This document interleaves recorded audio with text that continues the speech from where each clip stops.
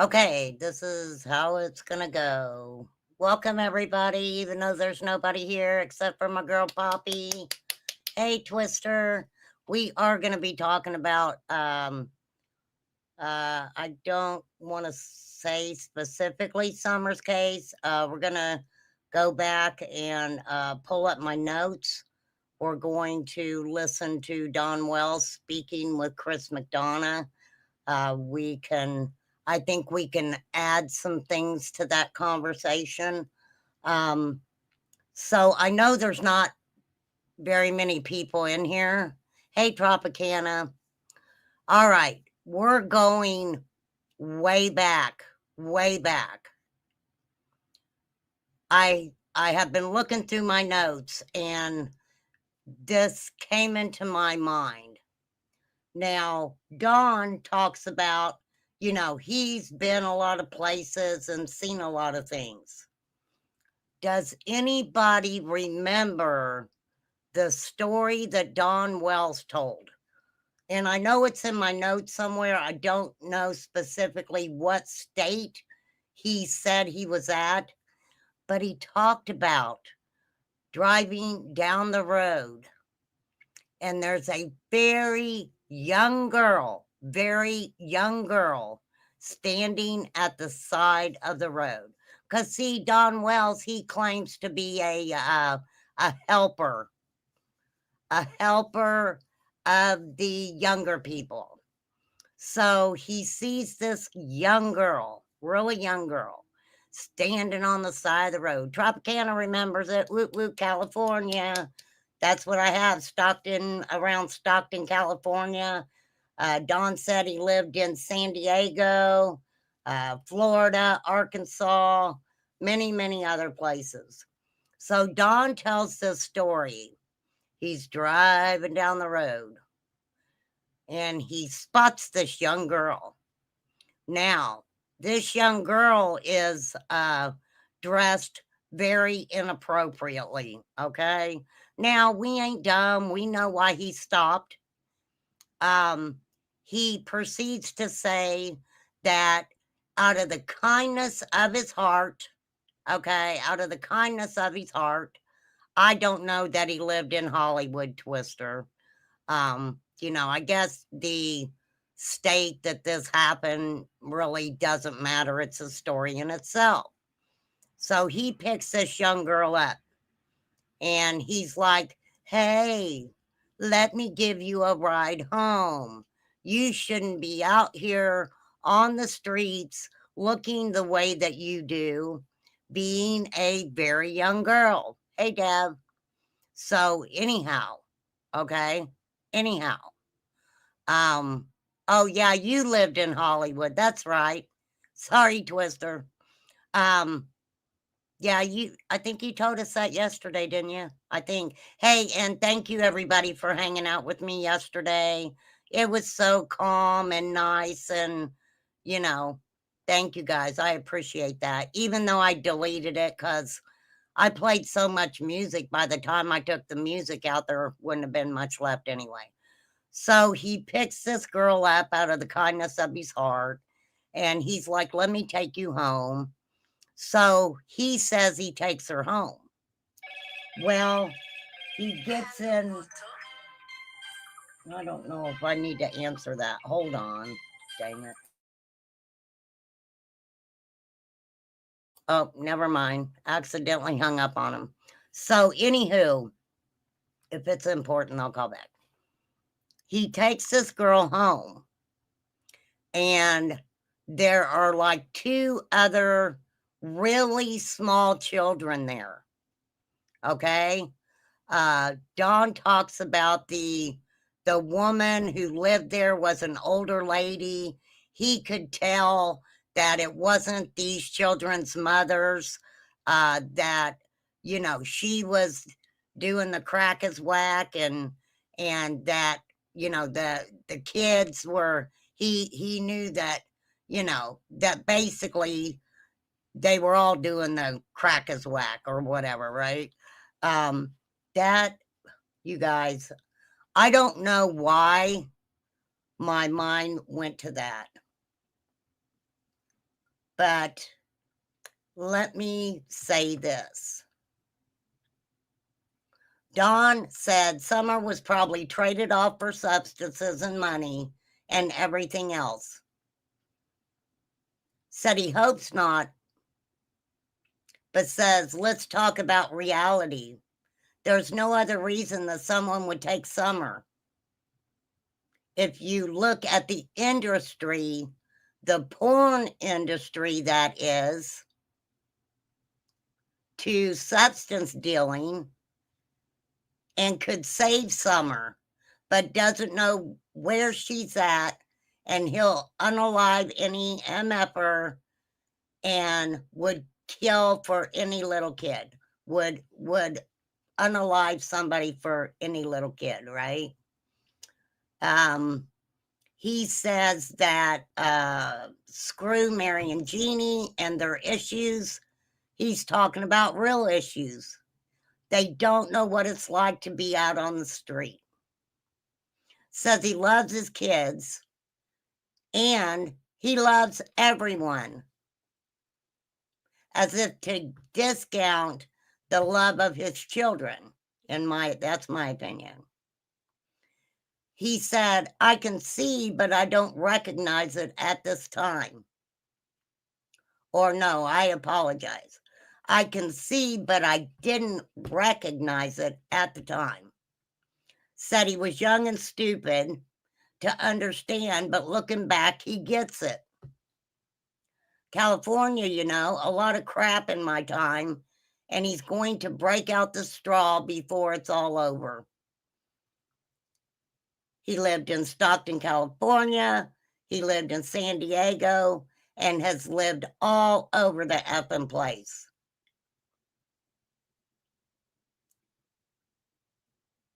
I put Florida in there because he said Florida too. He said he's seen the shit with his own eyes. He didn't recognize it at the time, but looking back, I understand what was happening. He tried to save some of these young girls. That's what he said. He tried to save some of these young girls. I mean, Don's a hero, isn't he? The saver of the young women.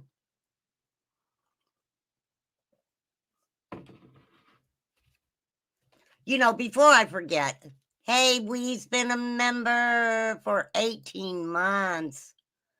Oh, it's your birthday? Happy birthday to you. Happy birthday to you. Happy birthday, dear Wee. Wee. Happy birthday to you and many more. You know what? My birthday's in a few days too, Wee. Hey, Linda. What was I going to say? It was on my mind. What was I going to say? It was on my mind.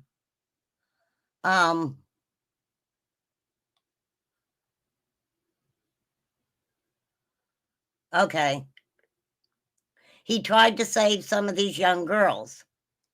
He understands.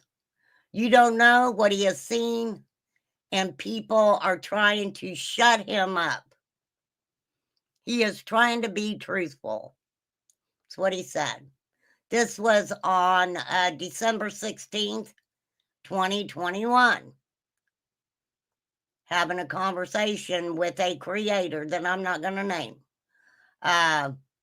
He's trying to be truthful. His daughter this is the thing, here we go. His daughter's probably out on the street somewhere.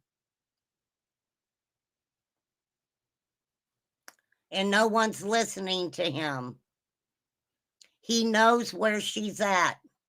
She's probably in a motel with an effing weirdo with someone trying to sell her for a little crack Coca-Cola. He said he knows how it works. He knows how it works. He's been there and seen it with his own eyes. He took one girl off the street and asked her, "What are you doing out here in Cracktown?" Here's the story. Here's the story.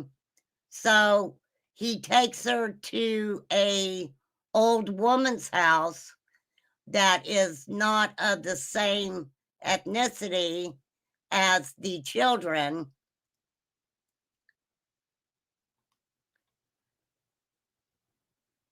It was the house was full of runaways, he says. But he said he didn't understand it when he was there. Didn't understand it when he was there. When he was right there. Right there.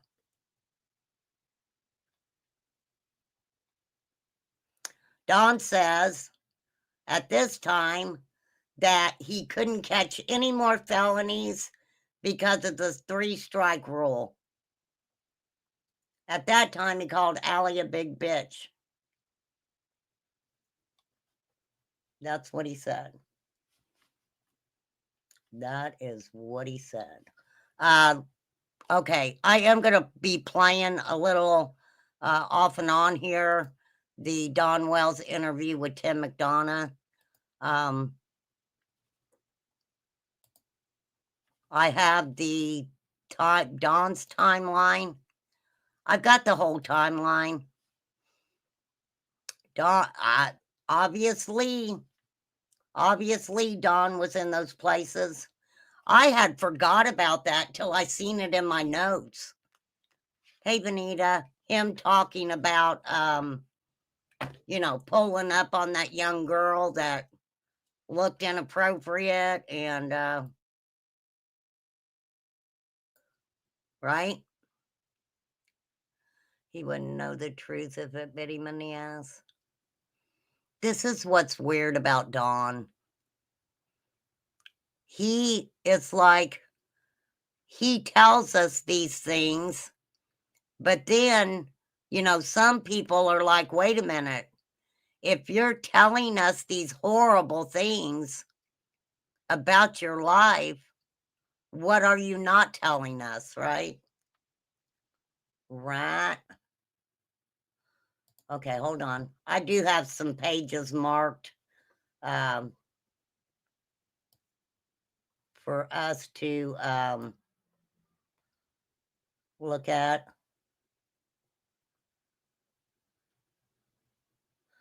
At this time, it's stated David Dotson's been checked inside and out. Don said he's a good guy, doing the best he can. DBI's looking at all angles,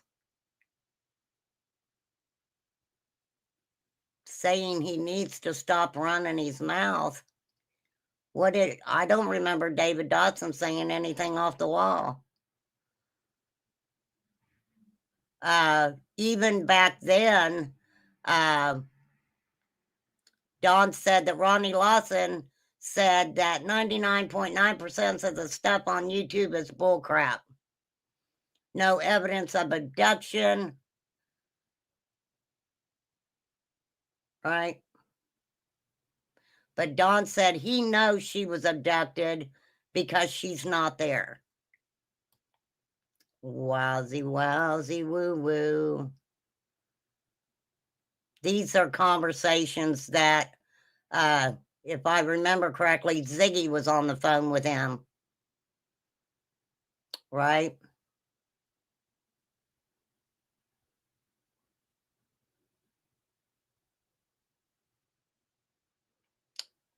Don felt that the interview that Chris McDonough did with Hunter, that Allie was whispering to him what to say.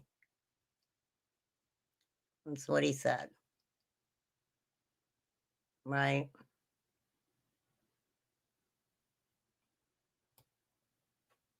Damn, these notes just always bring a flood of memory into my brain.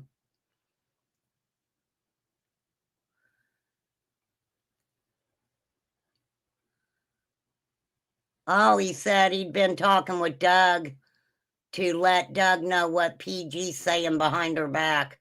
All right, let me see.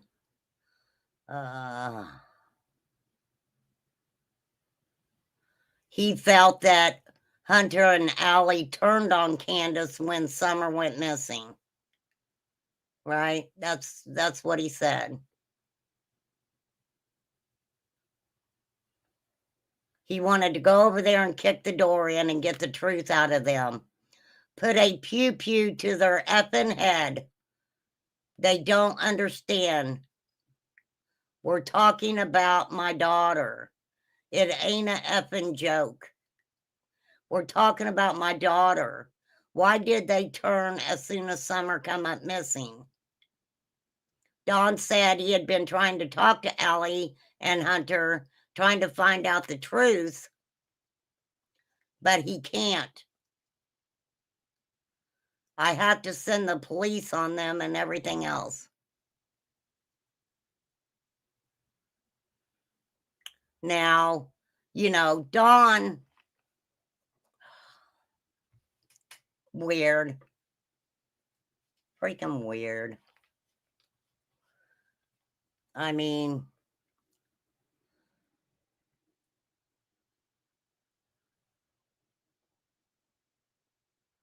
remember when they tried to say that Allie laughed at Candace when she was in the parade? And they said that Allie said, ha ha, they got your daughter. They tried to say Robin heard it as well. He wants to beat the F out of CM for telling Allie not to talk. They were talking about his daughter. F him, F him, F them all. That's what he said. See, I'm trying to behave and not say the F word. Huh.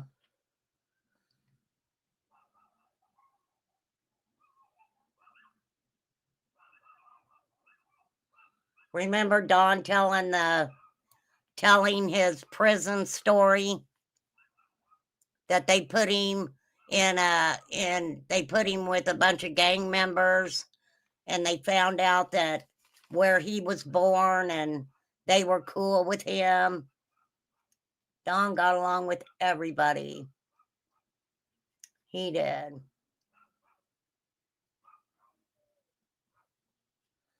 Let's see.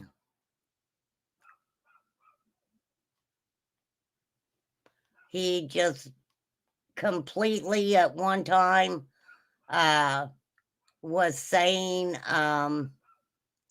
that Ronnie Lawson was a great guy, right?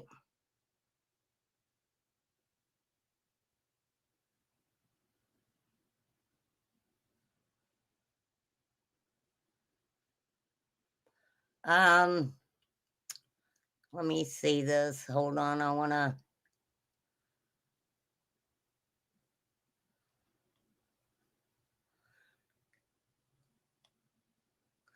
Don again reiterates CPS was closed. It was closed when Summer disappeared. He states again she was abducted. He says they had to open a CPS case for the protection of our kids and everything else. He said it was protocol for CPS to open a case because Summer went missing.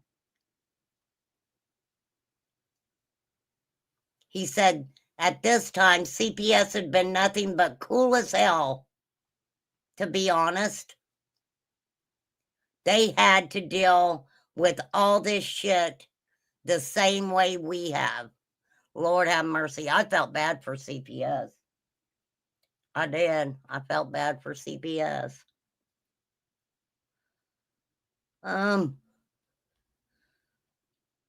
Okay. Don tells the story of his dad. He ran away when he was a kid. His dad had went to the Korean War. Things were so rough for his father that he ran away. After going to jail at age 13 A race car driver picked him up, brought him a cheeseburger and fries, hauled him out of the area. He went out west, lied about his age, signed up for the Korean War. I won't get too much into more of his dad's story. Very interesting, though. Very interesting.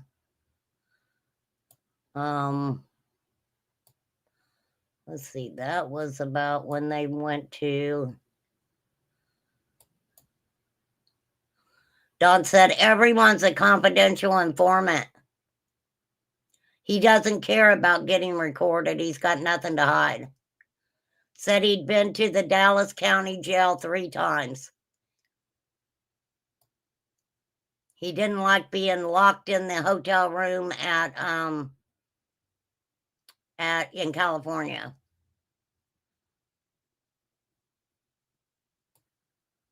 This is him talking to, let me go through that.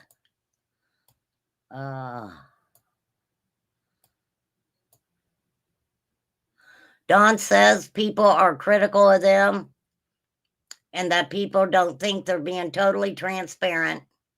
He said he gets that. He said he knows his wife and definitely knows for a fact that Summer was abducted because Summer's not there. I know that, and my wife knows that. But to prove that to y'all, that's another ball game. Don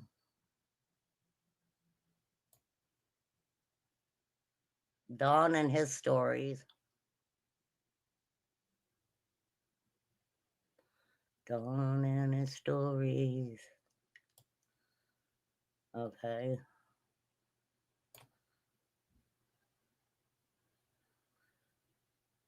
All right, let's hear a little bit of this interview.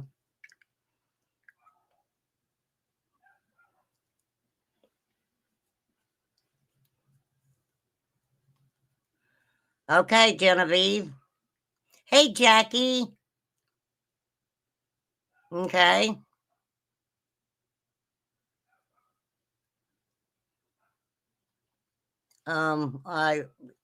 Yeah, we're aware of that. We are aware of that.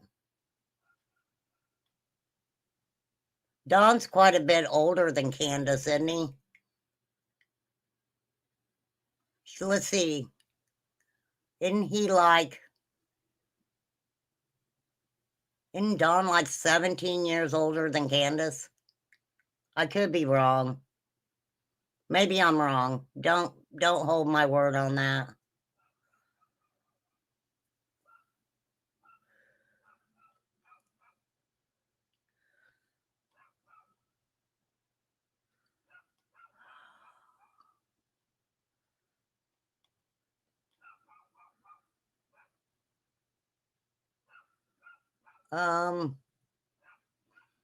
Okay, we could get into Andrew and I'm sorry, Candace and Andrew Floden, I think his last name was, is she married? Let me read this real fast. This is what I have written down. So, you know, when I do my writings, I kind of lay out my thoughts on it too.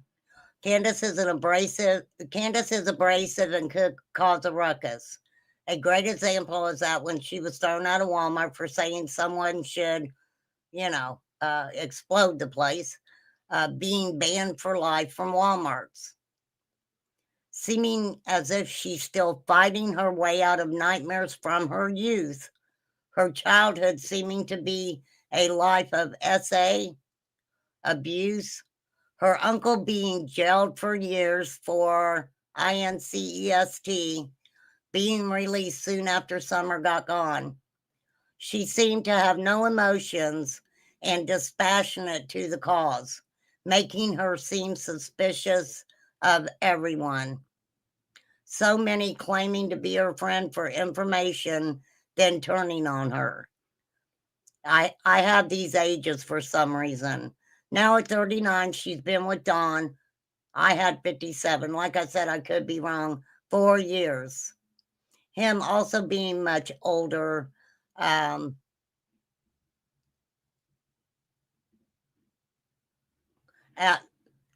Okay, this is what I seen, and I don't know if you guys seen this, but it was like Candace left one abusive relationship and went to another abusive relationship. Now, is the abuses in each relationship the same? Not necessarily. If you're in, look, this is just an example, okay? If you're in a relationship with someone who physically abuses you, you get out of that relationship. You get into another relationship where the person may mentally be abusive, right? Emotionally abusive. And you don't quite think of that as being abused because your first relationship, it was physical. And that happens a lot. That happens a lot.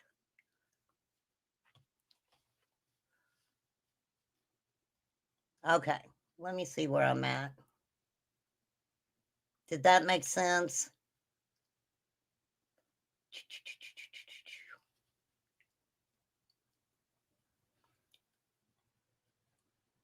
She seemed not to make being a mother a priority.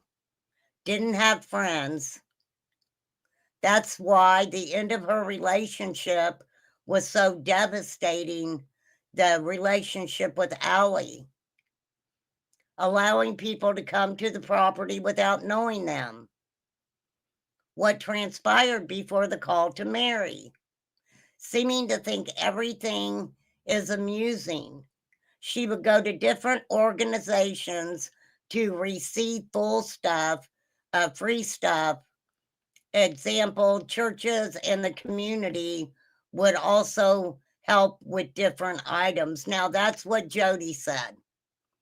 Jody said that many people tried to, in the community, tried to assist Candace, and Candace would go around to different places to get free stuff.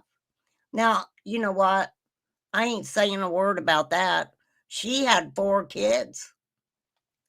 She had 4 kids.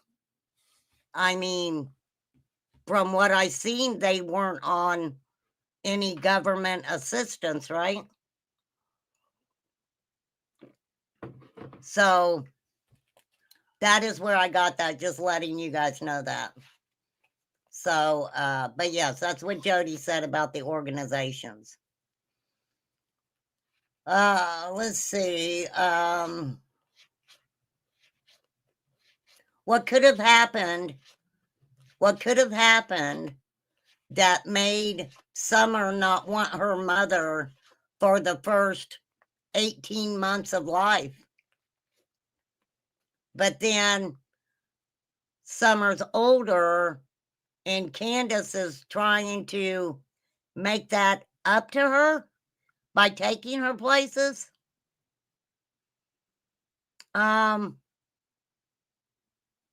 What about the 3 other years? Right? From age 2 until 5.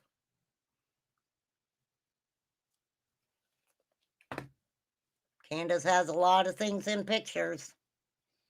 A lot. And let me tell you guys something too. It is fact what Donwell says, that Candace had been putting the kids' pictures out there. She was putting Summer's picture out there on Facebook. Go back if you want to. I'm not going to do it. And check out her little Facebook friends. You know, and I'm sure there's many people that she allowed at 110 Ben Hill Road that we don't even know about, that she's not talked about having up there. right? Uh, well, I wouldn't say financially controlled like a pimp.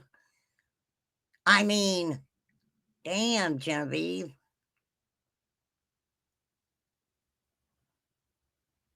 But I'm sure that that's what really surprised me, because Don always talked about that they were poor, right? That he worked his ass off. They had vehicles that ran. So why would he feel the need to buy Candace a new car? That guess what? I think Candace drove it more after Summer went missing and the boys were gone than she probably did before. But then again, I mean,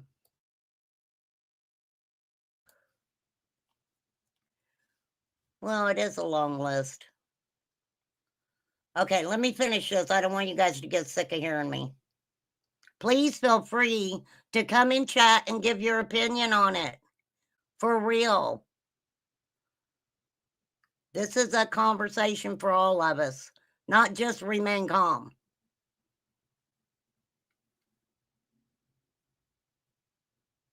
I mean, and especially if you don't feel the same way I do, because I would love to hear your thoughts on it. Okay, so, but I ain't saying anything about going to different organizations at all. But then again, like I said about the car,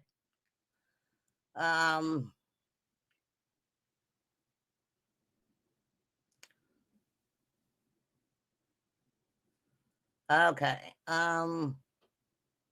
Now it was said that on 110 Ben Hill Road, at some point, they tried to put Candace in a police car. You guys remember that? She freaked out about being placed in a police car and being interrogated about Summer.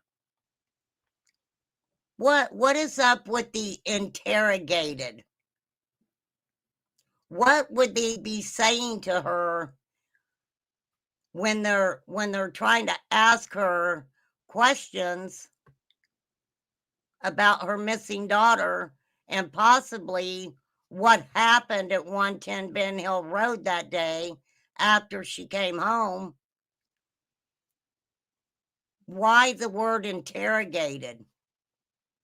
That's the word that kept coming up. It came up on Dr. Phil's too, when she started crying and she was like, I want to go home. And Don was like, yeah, she feels like she's being interrogated. What'd they say to you, Candace? What'd they say to you? Right? Now, we all look at it and we're figuring, yes, Candace left the hill twice that day. The gas station attendant, said, hey, she was here. And they came in and took, video, or, we got her on video and TBI came in, and where did that come from initially? Anybody know? I have an idea, and I've said it before, but where did that come in? If you've heard Candace say it, please tell me. If you've heard Don say it, please tell me. Where did it come from that Candace left the hill twice that day? Right?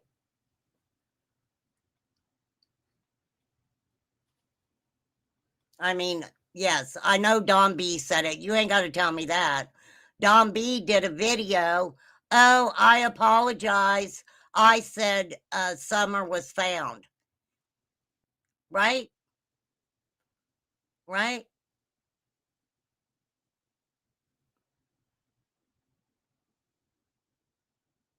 That is very true, Genevieve. Yes, they do. They use their spouse as scapegoats. And this is really weird because I never, you guys know me, I don't go in chats or up on platforms or whatever, but I'll never forget it was when Jody first came out on YouTube, she was talking to Doug. And I'll never forget, I put in that chat, seems like Dawn's throwing Candace under the bus. And that's the way it seemed to me from the beginning. I mean, yes, Candace, Grandma, and the boys were allegedly the last people to see Summer that day, right? And I have to say allegedly, because guess what? We don't even know if Grandma was there. Do people know for a fact that Grandma was there? I mean, she did say on the WJHL interview that, she was asleep. She didn't even know Summer was missing until she heard Candace hollering. Right?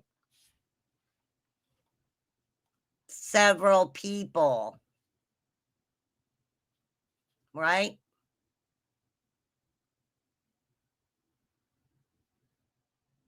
Several people.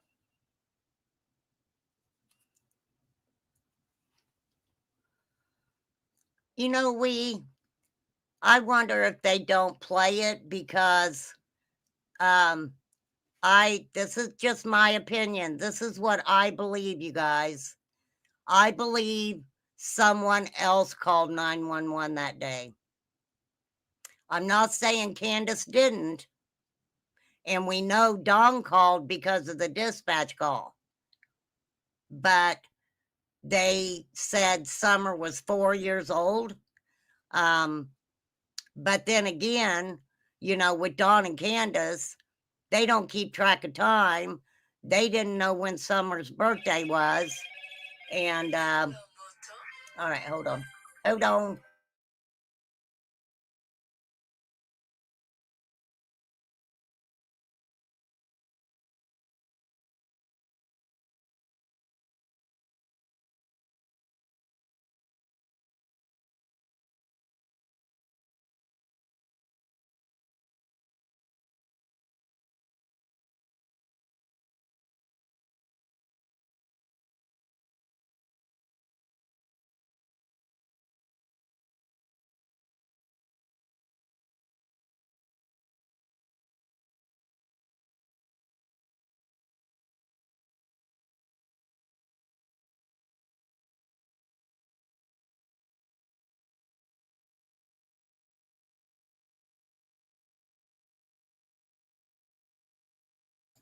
Hey, I'm going to start this interview with Chris McDonough, you guys. I am using this for commentary purposes. I do have the link in the description. So let's, you guys should be able to hear this, I hope. I might have misunderstood exactly what was going on. If I have, I apologize to you. I just, a little bit confusing, everything, what's going on and all.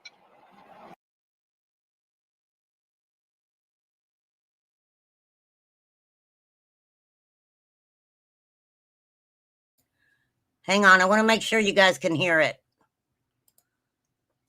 Let me reshare it just to make sure. All right, we're going to listen to what he says. Like I said, the link is in my description. Yeah, there's no problem, Don. I mean, I wanted to talk to you at length and sit down with you. And I knew that there was you couldn't talk about the boys, but I just want to focus on Summer. You know what I mean? Yeah. So if I was wrong, I'm sorry. I just kind of misunderstood some things. I think it's miscommunication or whatever. I don't know. But no worries. Everybody said they thought he was really cool and stuff like that. So I'm just kind of trying to think, But yeah, that's what I want to do is focus on Summer.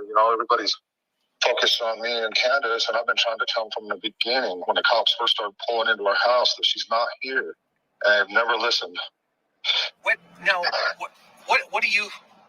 I know you feel that way. So what's brought you to that? Why are you at that? Well, I knew as soon as I pulled up, as soon as I pulled up, and I didn't get a call back from Candace saying, "Oh, we found her," and I come all the way out from Jonesboro, and I probably made it in 30 minutes at least, if not faster. But I beat all the police there, and I went straight to the bottom property. I seen everybody looking. I knew she was gone because she don't go away from the house ever. Yeah. And so I go ahead. Yeah, well, I just knew. I knew right then, that very second, that she was gone.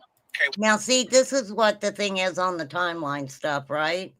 Dawn says 5:30. Dawn swears that he thought it was 5:30, right? I don't know if I've ever seen Dawn Wells wear a watch. But there was a reason, right? If you're working in a subdivision and each individual,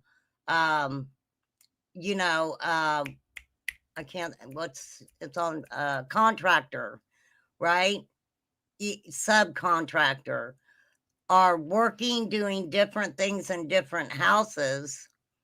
It's kind of, was 5:30 when they actually were quitting working, that everyone just happened to be out there and conversing with each other, right?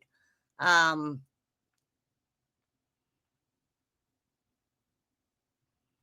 don't know that, Tropicana. He's told two different stories. He's told two different stories.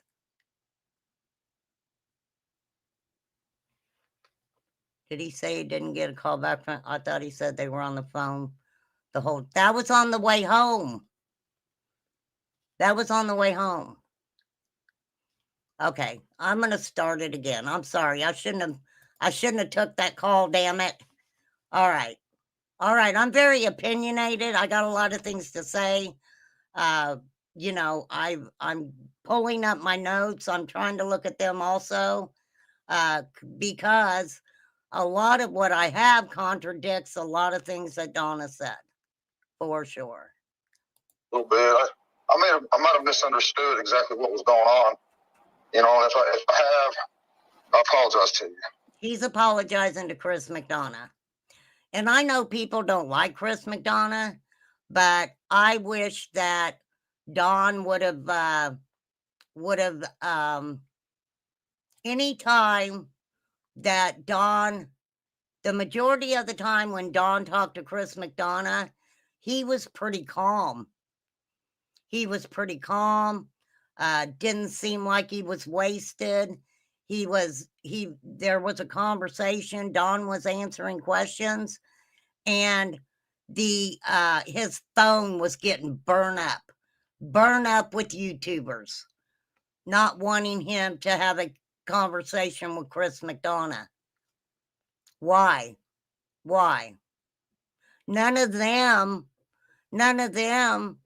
were detectives, private investigators. Yeah, I'm sure some of them would like to call themselves private investigators. Yeah, I got a Google certificate for that myself. But just burning up Dawn's phone, not wanting Dawn to have a conversation with, whether you liked him or not, a man who had, come on. Why? Clicks and views?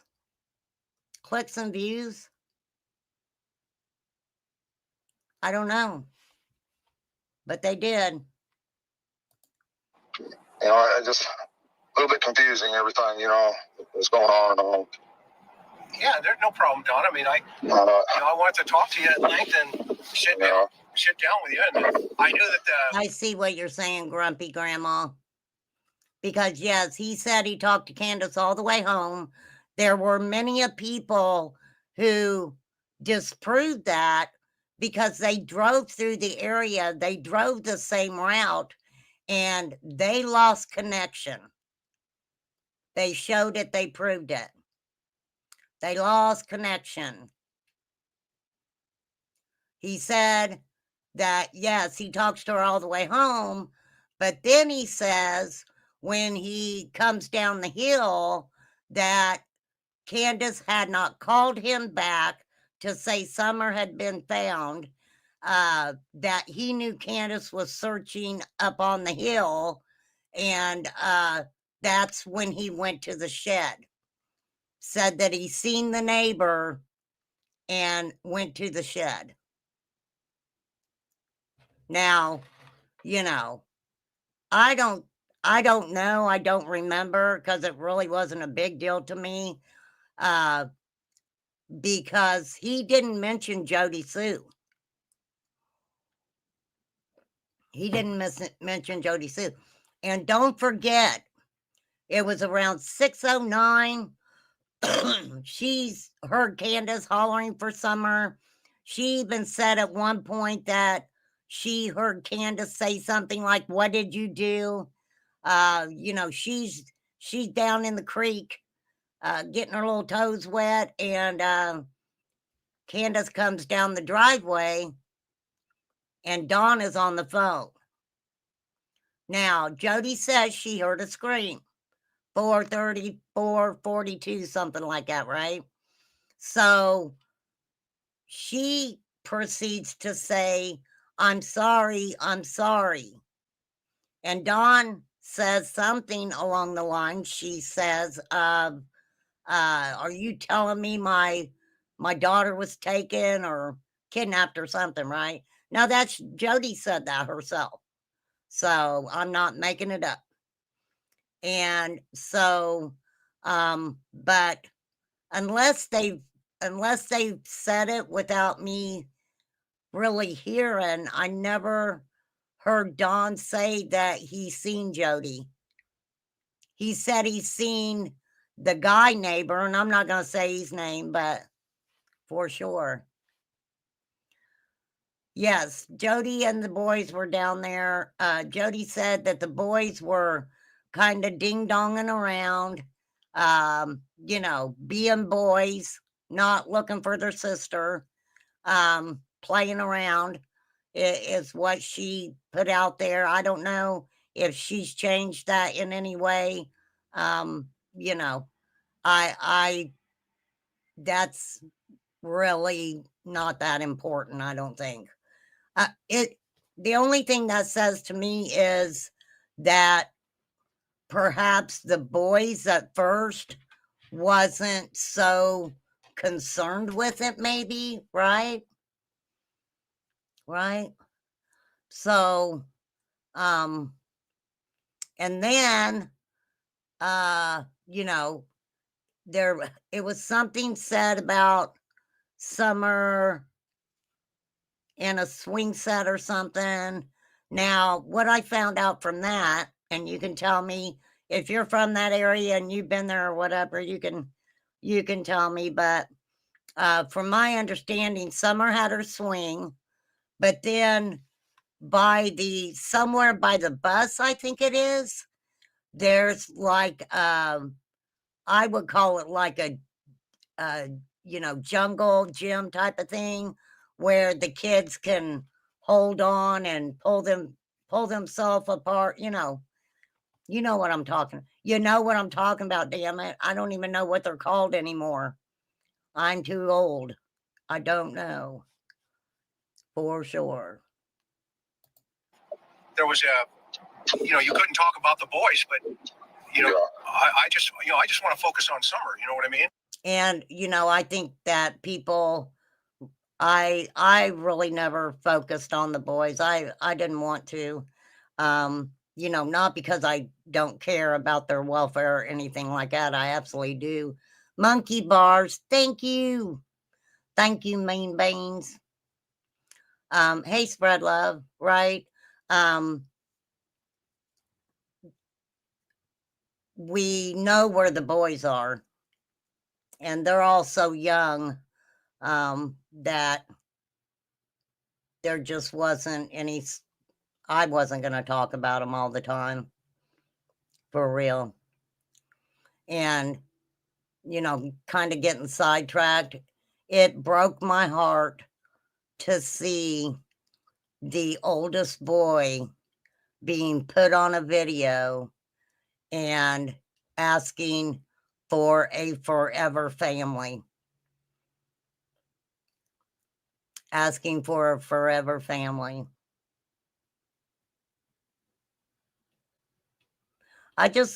You know, and there was a gag order. There was a gag order in place. They didn't want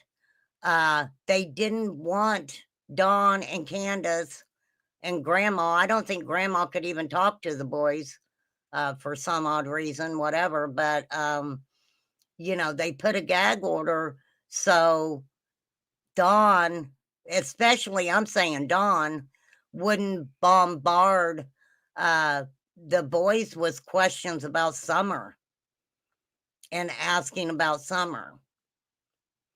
And Dawn got angry about that, and he did break that gag order. He told everybody he did. Yep. The boys told the judge they didn't want to return. Well, I mean, I don't know what they said to them.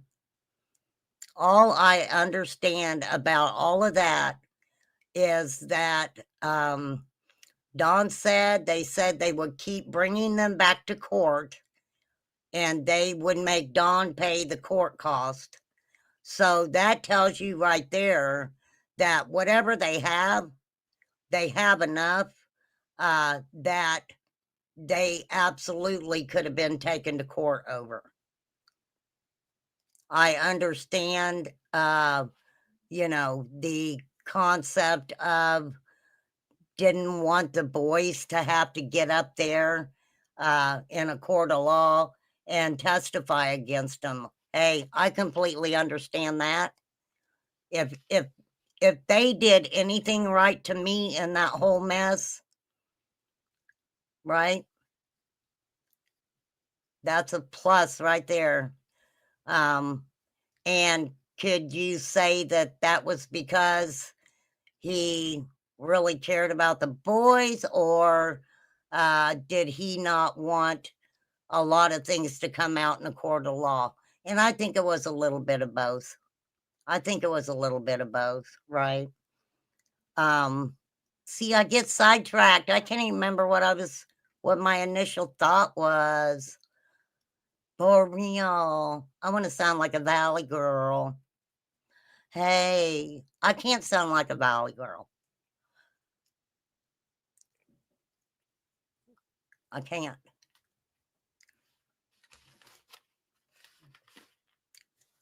It's like, what personality do I want to have today?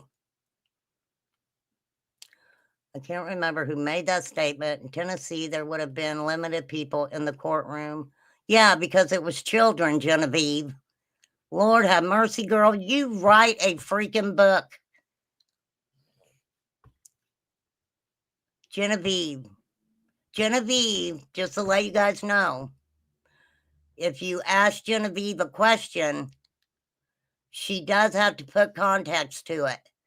And you may get a book. You may get a book before you get the answer. I'm just saying. I'm just messing with you, Genevieve. Yes, you're analytical. You're analytical, all right. So, yes, thank you, Brenda. Good to see you, Brenda. He didn't want to have to pay child support either. He didn't want to have to pay child support.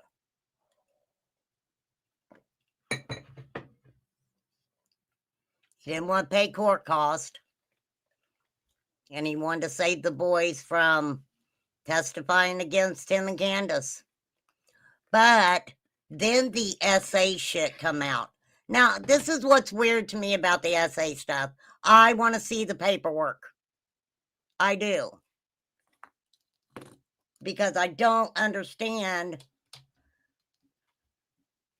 I mean, I don't know unless it's a paper stating exactly what they were being investigated for. But then they, this is just stuff other people said. They show a letter where the state of Tennessee writes in this letter that they are allowed to be around other children. So what does that say? Right?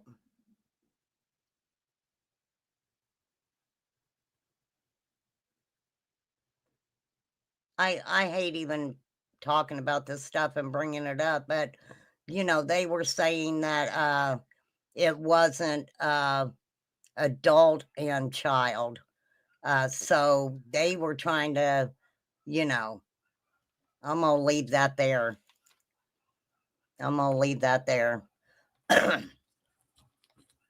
And let me tell you, that's pretty messed up. What the fuck is that? Hold on.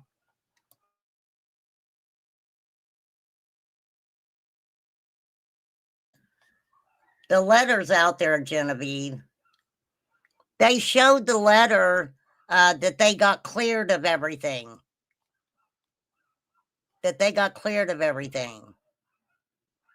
But hey, Crystal, good to see you. For sure. I hope you're doing good too, Crystal. It's good to see you. I've been praying for you. I have. They signed over the rights to keep from getting charges. But then this story of people actually seeing the paperwork where that was something that they were being investigated, right? So they obviously, Don and Candace both had individual papers from I'm assuming the court, and it must have told them exactly what they were being investigated for.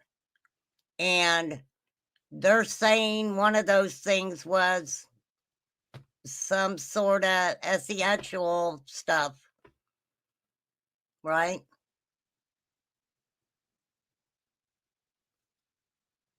And that's just weird, because if it had to do with them, Don and Candace, I wouldn't think the state of Tennessee would allow them to be around other children. So you see what I'm saying? Without me having to, I don't like talking about kids like that. I really don't. I don't even know how to word it. I've never seen a letter. I remember Don saying the boys didn't want to come home. Oh, I thought Candace said that, but maybe Don did. I mean, well, none of that makes sense, right? None of that makes sense. Yeah. Joel, If I was wrong, I'm sorry. I just kind of misunderstood some things. I think it's miscommunication or whatever. I don't know. No worries. Everybody said they thought he was really cool and stuff like that. So I'm just kind of trying to think, And I am going to say this. I don't care what anybody says. This is my opinion.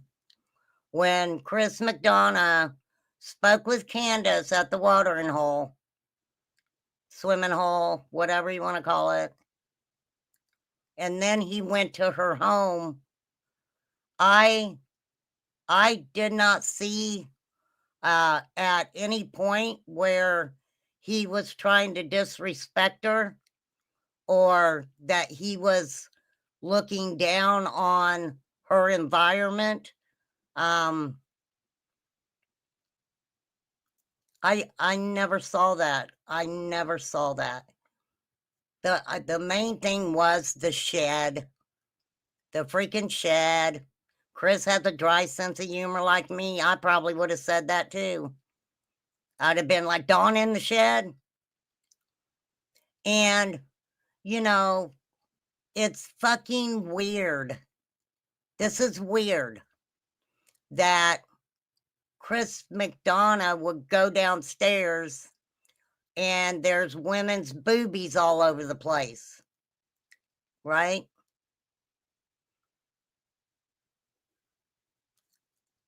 Yeah, I thought he was this is the way I feel about it. I probably would never have gotten to see the environment in the house. I wouldn't have got to see that. Not at all. And for her to let him do that, that kind of does say something right there. I mean, she opened up the home to him. She did.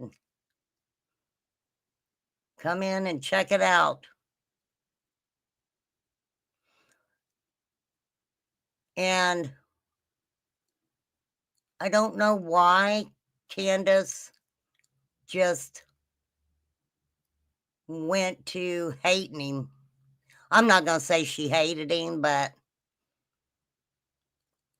I really thought that, you know, she gave him an interview and then she was done with it. But yeah, that's what I want to do is focus on Summer. You know, everybody's focused on me and Candace, and I've been trying to tell them from the beginning when the cops first started pulling into our house that she's not here. And but this is the thing, Tropicana. Okay, you seen the paperwork. Okay, and they weren't supposed to be around minors. Right? Well, there were people who were taking their kids up to 110 Ben Hill Road. There were people taking their children up to 110 Ben Hill Road. So, I don't know. Being country and poor is different than being lazy and neglectful. There was absolutely no reason for the children to be living in that trash. I mean, I get it. I get it. But a lot of people do live like that. I mean, listen to what Jose said. When Jose got to the top of 110 Ben Hill Road, basically what was the first thing he did? Can anybody answer that question? That's a good question. What is one of the first things Jose said he did when he got up to 110 Ben Hill Road? Remember? And somebody helped him do it. Yay, Nicole. Whoop, whoop. Mowed the yard. Remember the snake? I'm a snake. I should pull that up for Poppy. I think Poppy loves that one. I'm a snake. I'm a snaky snake. I am going sideways. We're getting back on track. I'm going sideways. He started cleaning up around the house. Why people took their children when they didn't know the whole truth. I can't see why people took their children without. You mean as far as them taking the boys?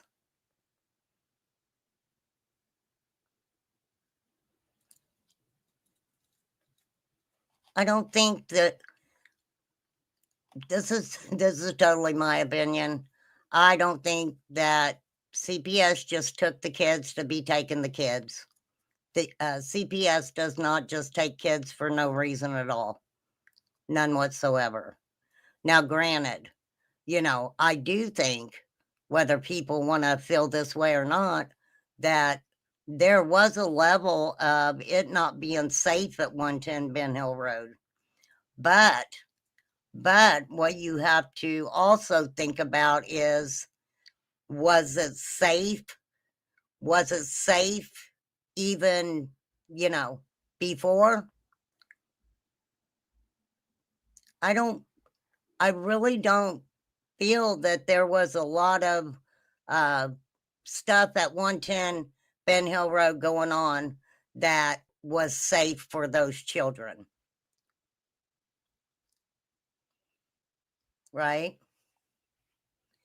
After everyone taking other children when they was helping clean up. Oh, I get you, Linda. I get you. Hey, Super Sensi. I don't think it was safe for him before. I mean, the kids themselves probably wouldn't have noticed. That's the way they grew up. That's the way they grew up. And something that always stuck out to me too is when Don said he got in that fight with Jose, he said he threw a beer bottle up against the wall. He said he threw a beer bottle up against the wall. I want to know where the kids were when he threw that beer bottle up against the wall.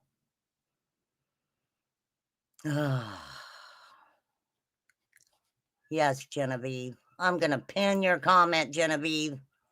Overexposure to adult content activities will create an unsafe environment for the children. And I mean, okay, all right.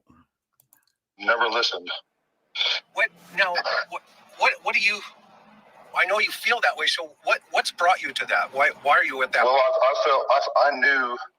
I knew as soon as I pulled up, as soon as I pulled up, and I didn't get a call back from Candace saying, "Oh, we found her," and I come all the way out from Jonesboro, and I probably made it in 30 minutes at least, if not faster. But I beat all the police there, and I went straight to the one property and seen her. I beat all the police there. It's exactly what he said. Okay, so he thinks it's 5:30. It's actually like 6:30 when Candace calls him, allegedly. However they want to run that, I don't know. I mean, math ain't mathin', but so he made it home in about 30 minutes. The law enforcement showed up at, I would have to pull my notes up for kind of an exact time, about 7-ish. About 7-ish, right?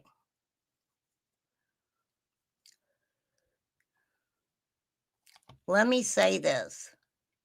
If you don't think that people in the holler do not know exactly how long it takes for law enforcement to get there, okay, estimated getting there, I don't know what to tell you. Ask Fred. I'm sure he could answer that. They know how long it takes law enforcement to get out there. A roundabout time. Now, if I remember correctly, there were already, law enforcement was already close to the area, and they were on another call. So I believe that's how they got there pretty quickly.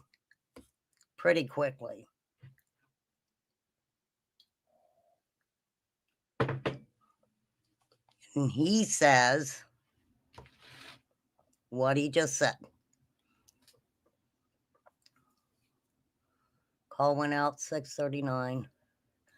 Thank you, Tropicana. Thank you. Okay, so add that to the timeline too. We'll add that to the timeline too. That is a good thing to have on the timeline because, you know, you got to put when, like the time when Andy said he come in and, you know, with Andy and Dawn, they at first were saying that they were a couple minutes.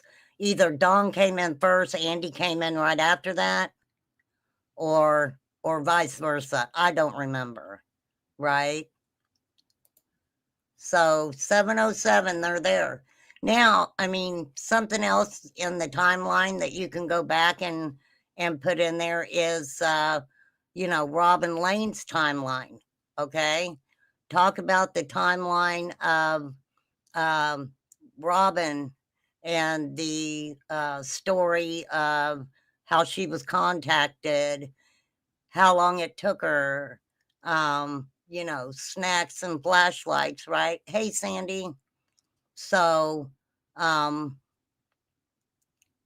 this, I mean, no matter what person, shit looks weird. So, Robin was at her daughter's rehearsal for a, I don't know if she's doing a play, a dance, or whatever. And she's taking pictures. Candace is burning up her phone. She cannot answer because she's taking pictures at this dance recital. This was at, I think she said she got in the car around 7.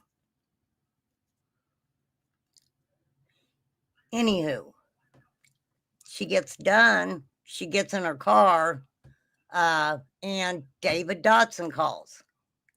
So she answers the phone with David Dotson. And he's like, Candace is trying to get a hold of you. Summer's missing, da-da-da, right?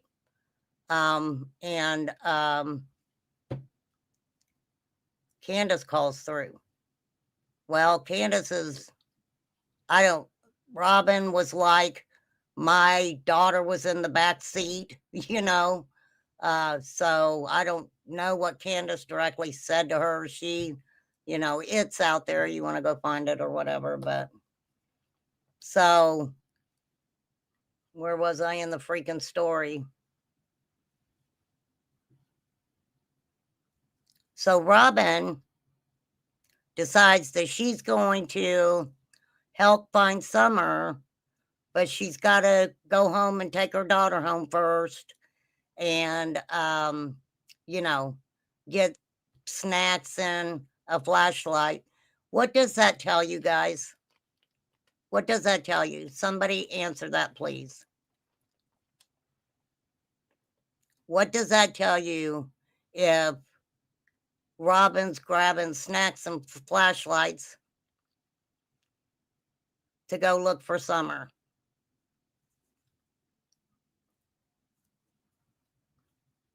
What does that tell you when Hunter's like, if it is true and Summer's really missing, call Allie?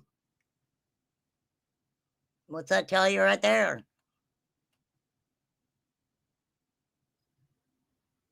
Right?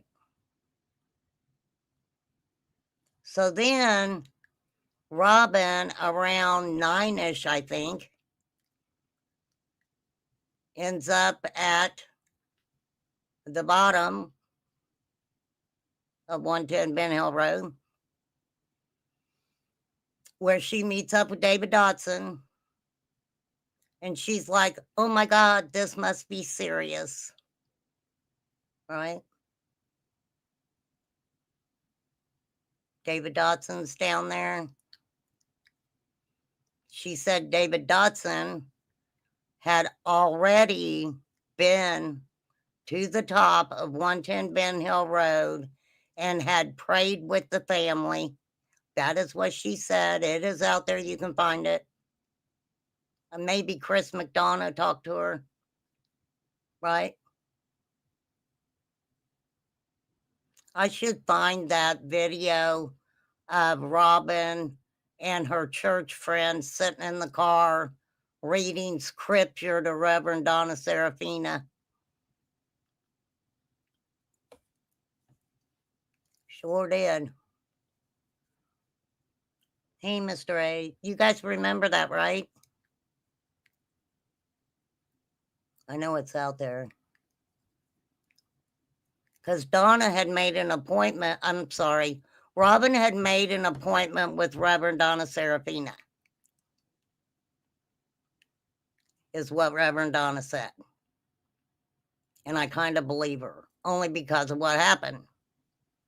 So instead of canceling the appointment, Robin got a friend of hers from church, and they got in a car and rebuked Reverend Donna.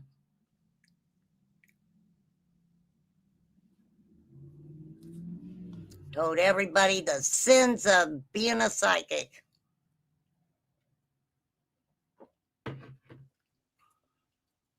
Craziness, right? Just craziness. Okay, so David Dotson, one thing that stands out to me was he said that he was standing at 110 Ben Hill Road with Candace and law enforcement, and Candace showed them a video of all the kids swimming. You guys remember that? Hunter said she would call saying the kids were missing a lot. I think Dawn didn't believe until he made it home. Allie didn't believe until she saw it on Facebook. I mean, pretty wild, right? Yeah, the boys were swimming. That's what he said. Now, I can't remember if he came out publicly and changed that. I don't remember off the top of my head, to it possibly only being summer. I don't know. I don't know. I've got luckily, I do have a shoot, what were they? There's a live, I've got a live on David Dotson when he talked to Unmask. I love those girls. I really did. Okay, here we go. It's in my playlist, Super Sensi. Super Senses. It's in my playlist, David Dotson. Maybe I should find it and we could go over it again. Yes, I will do that. I will find it and we'll go over it again. Look, and I knew she was gone because she don't go away from the house ever. Yeah. And so go ahead. Yeah, well, I just knew. I knew right then, that very second, that she was gone. See, I could never understand with Robin. What got me was,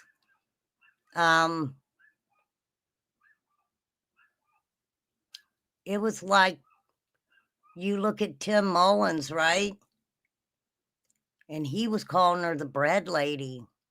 I knew her as the bread lady because he went there and bought bread. For sure.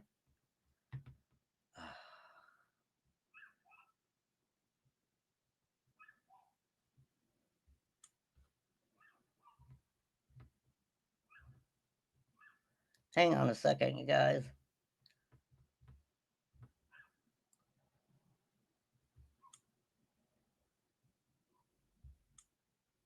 Hang on.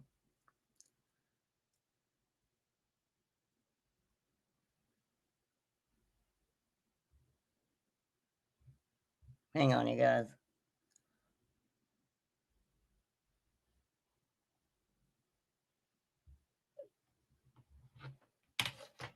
Okay. What was I saying about Robin? Oh, David Dotson and Tim Mullins and You know, that was all weird to me. David Dodson hadn't been going to that church for very long at all. So, did he know Robin before he started going to that church? They became friendly awful quickly. And I always wondered why Candace had David Dodson's phone number anyway. They don't seem like they'd be friends, right?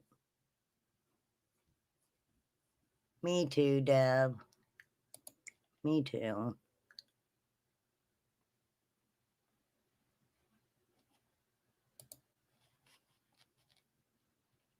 Right.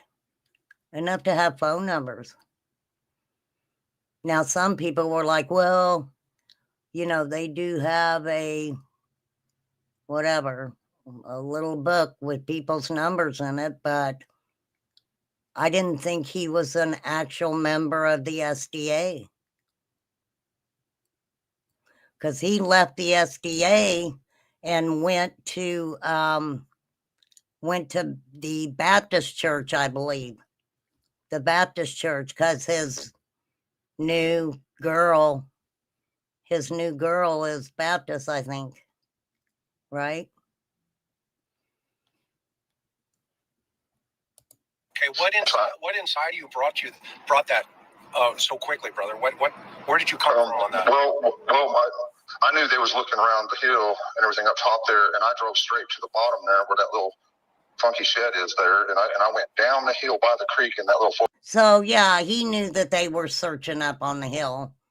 You know, he did. I'm sure he knew that Candace was up on the hill, right? Yeah, the church video. Yeah, I showed that before. You guys can go over to Zav Girls and check out her. She's got some really good pictures and all kinds of stuff over there. I wish Candace somehow reached out to someone to get somewhere safely. I don't know. I mean, that is a hope, right? You felt they were not there for a missing child, but a memorial?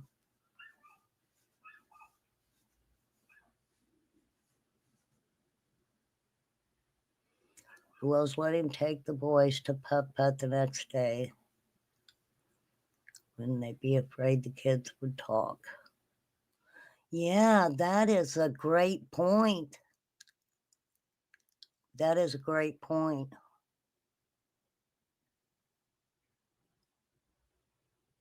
Well, it was nice of him to take them, get them out of that atmosphere.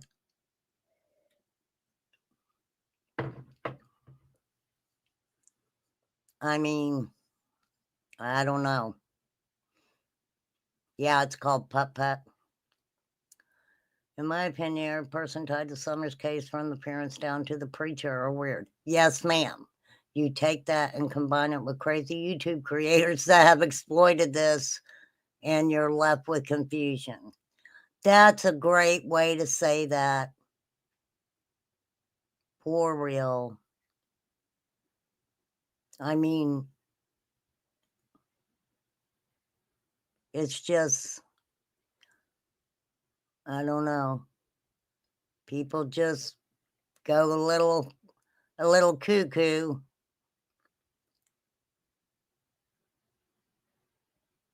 Izzy Pop. Hello, Izzy Pop.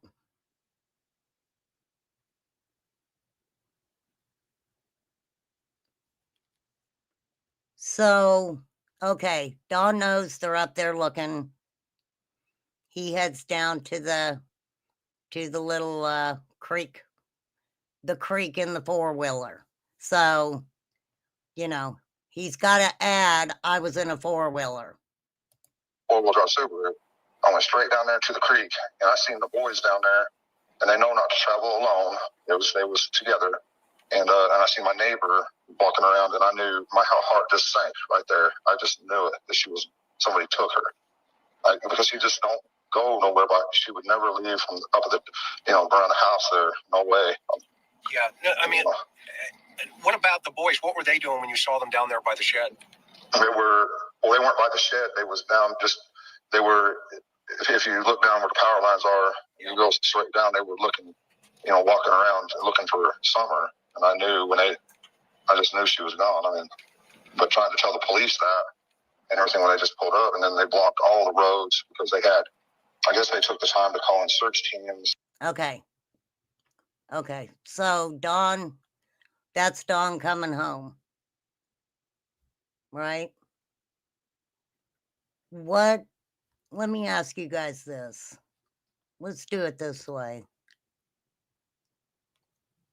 In what Dawn said, going from he hadn't talked to Candace again, even though he said he talked to her all the way home, to let him know that Summer had been found at the top of the property. So he seen his boys. Okay, he did see his boys. They were walking around, he says, looking, right? I don't know possibly how far, well, no, because okay, all right. Maybe I can't do it this way. What's problematic in what he said so far? Let's do it like that. What's problematic to everybody from where he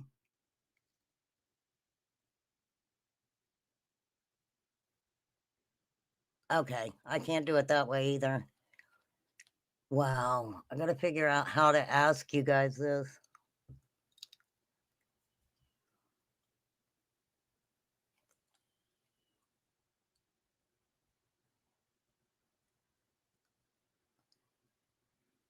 I'm trying to think of where he contradicts even what he just said there.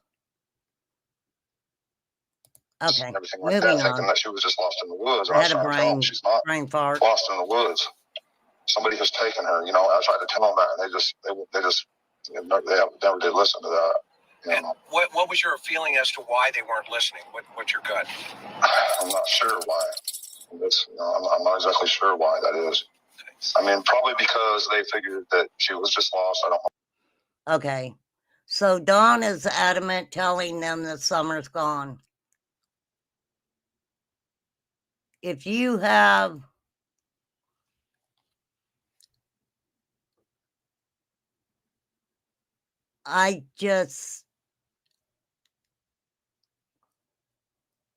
we know Summers went down the driveway before, right? We know she's done that.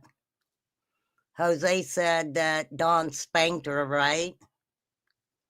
Right? For going down there. Don himself said he would scare her. He would try to scare her. Which, I don't know, sounds really creepy to me, knowing Don Wells. Right?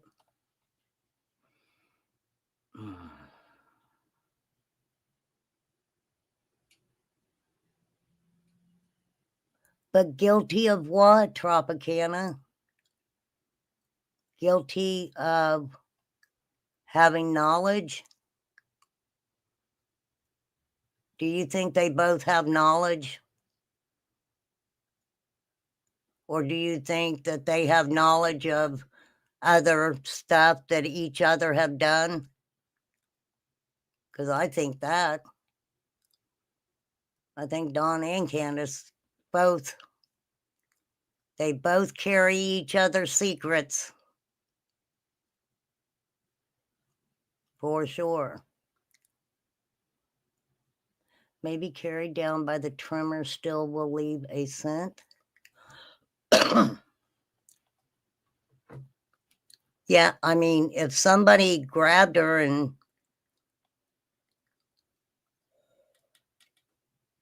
it could have been a tree trim. I mean, I'm not going to say it was a tree trimmer, but anything's possible.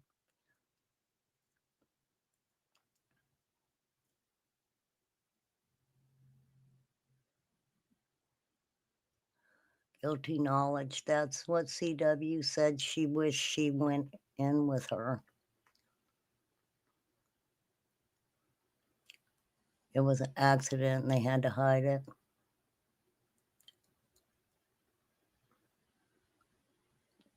I mean, that possibility is definitely there. That possibility is definitely there, but you would hope. Well, look at the people they say were coming into that area. You don't know if somebody was coming in to get something and possibly had something on them and accidentally something happened and, you know, they don't want to call law enforcement. Maybe they're wanted for something. They don't want to call law enforcement. You think they were already... Well, the thing about that is, Pop, if they were already in the basement, then the boys would be able to tell law enforcement who it was. Well, the boys were upstairs playing Minecraft and stuff. You know how kids are. They start in on that. They hone in on that. They don't pay much attention to anything, right?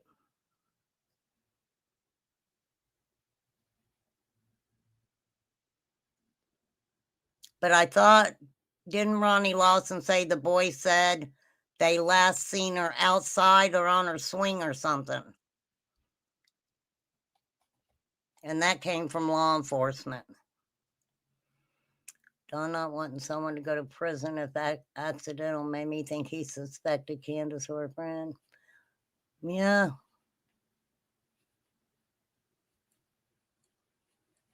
They sold her for $40,000. 40. Isn't that sickening? Isn't it just a horrible world that we live in when we can talk about dollar amounts for children? For real. Can't remember whose channel or who said it, but police car was also in the area when it was said about the FedEx truck. Thank you, Lisa. I'm glad you kind of confirmed what I said earlier about law enforcement already being in the area. He's 18 now, and they sent her into the basement to play.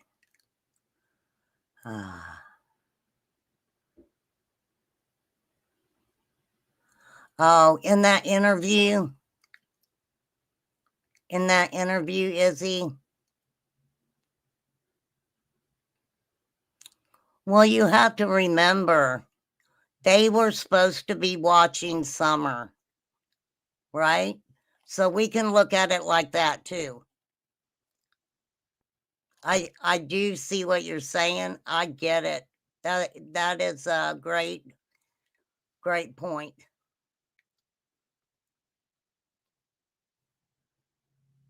But I'm sure, let me say this, I'm sure that boy, being the oldest of the three, his sister going missing when basically adults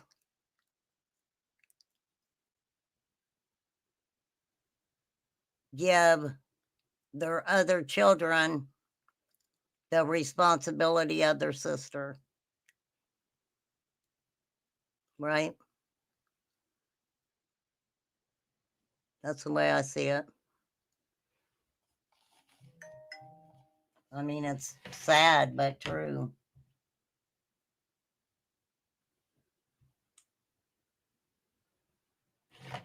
For sure. Yeah, we're supposed to be getting some snow.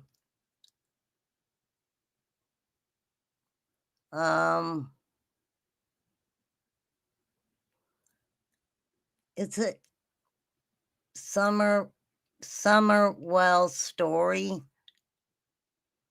is one of the saddest stories, I think, that I've ever come across in so many different ways. She went missing.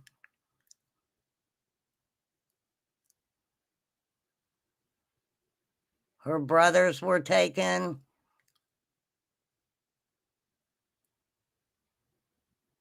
While, in my opinion, mom and dad, they were free to let it flow, wasn't they? Drinking, doing other things. Kind of weird, right? And I bet Candace is a little bit jealous over Robin. Because remember, Robin, in her womanly ways, you know, yeah, she prayed. She prayed with him, she said. Well, Don was on one of his little adventures, crack-a-lack adventures.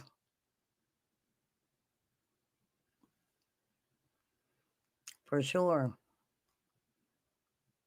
And now all of a sudden, Don's going to church. You know, it's like, well, they both had an opportunity to change, you know, to go to rehab, whatever it took, and neither one of them would do that. Neither one of them would do that. Right?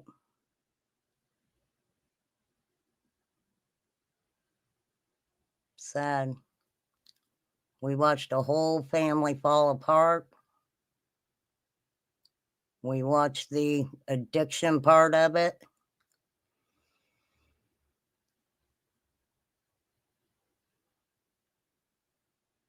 I mean, that video of Candace and Dawn and her crying, I mean, snot coming out of her nose crying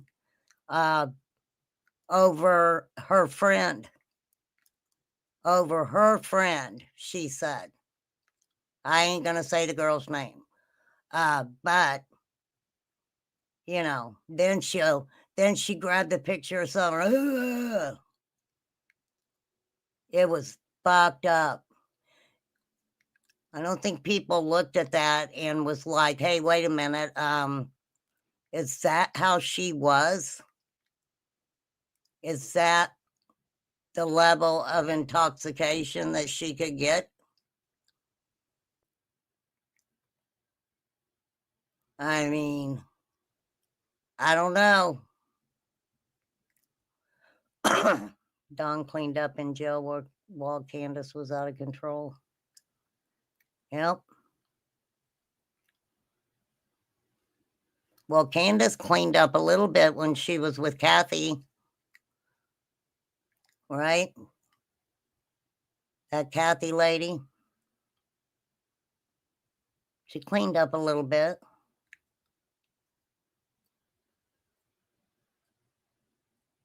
Don and her didn't want that lifestyle.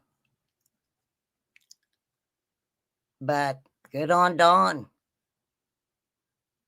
If he can go to church and stay sober, good for him.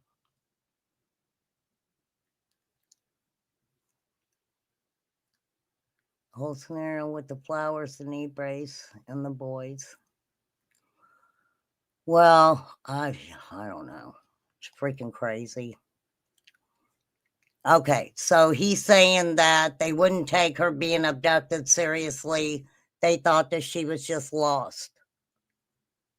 What I'm talking about, and and they had they all had different questions and this and that, and probably because many times before it's always been the parents too and stuff.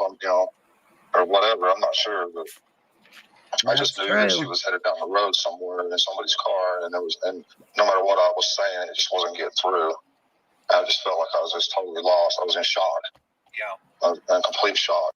Hey, on that road that he took home, that he said he took home, Scott H. could probably answer this. Oh, I forgot what I was going to ask. It was a good question. Okay, I'll think of it. Damn it. Damn it. Now, when you got there, describe for me what the scene looked like. What was going on? Well, when the police started coming in and everything, and I'm like, well, I'm going to go take my car and I'm going to go look here and there, and around. And I drove, like I say, I was in shock. I didn't know which way to go. So I tried to drive down, and I got down there on the road, and there was these people bringing their trailers in and their four-wheelers, and all of Ben Hill and Beach Creek was just bottlenecked. Traffic jam. Couldn't get nowhere. Right. Couldn't go nowhere. And then what about... wow. Now, are these all cops, or are they search and rescue? Well, they were mostly police and volunteers, search and rescue or whatever like that. Okay. But I didn't. I probably didn't clarify on the phone. Either that she was abducted, because I didn't know at the time. But like I say, when I pulled up there, I knew that she was gone. And maybe I didn't communicate that to them like I should have, or what was what I felt. Well, I had a few times. I said, she's not here. Okay. Well, we do understand that, right? Hold on, I'm pulling my chat up. I got to pull my chat up. Poppy, poppy, poppy. Hold on. We're not talking about Jesus over here.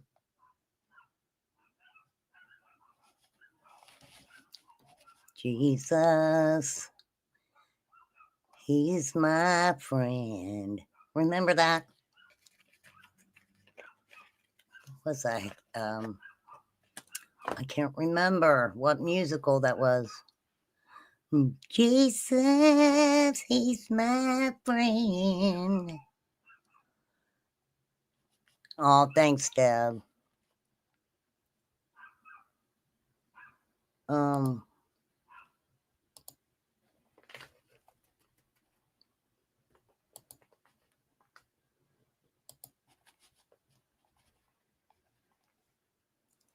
Poppy, I just made Deb a mod.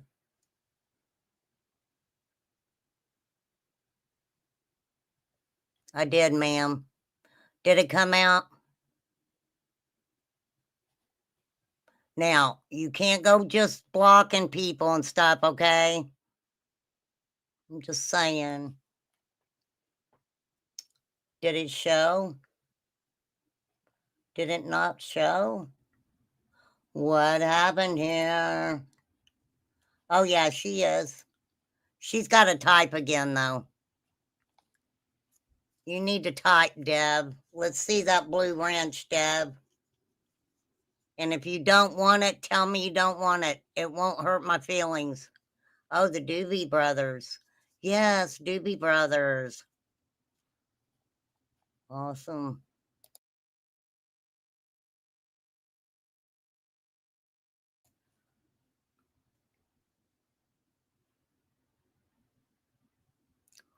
I want to know what made the investigators go to that gas station.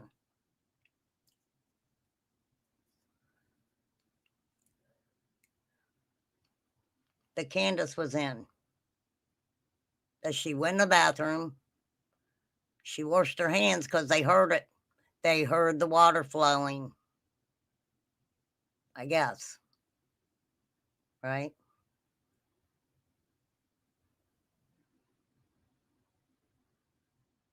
He could take the wheel.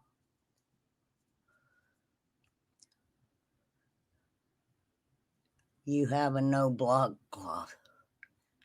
Good for you, Michael Myers. Michael Myers. I forgot. I was doing something. Da-da-da-da. This is freaking weird.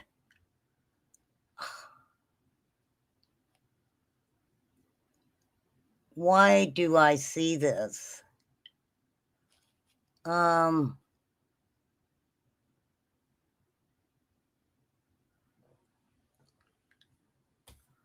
Well, yes, that does make sense, Michael Myers.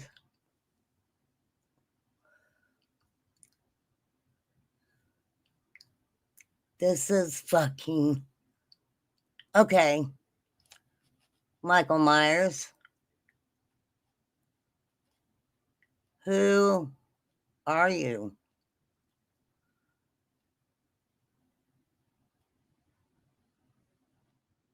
Dude. No way. No freaking way. I wish Flies was here. This is weird. Okay, here we go. What the fuck? What are you doing right now, Michael Myers? I know you're a troll. I know you're a troll. But this is fucking weird. It is. But I'm getting your chat activity again.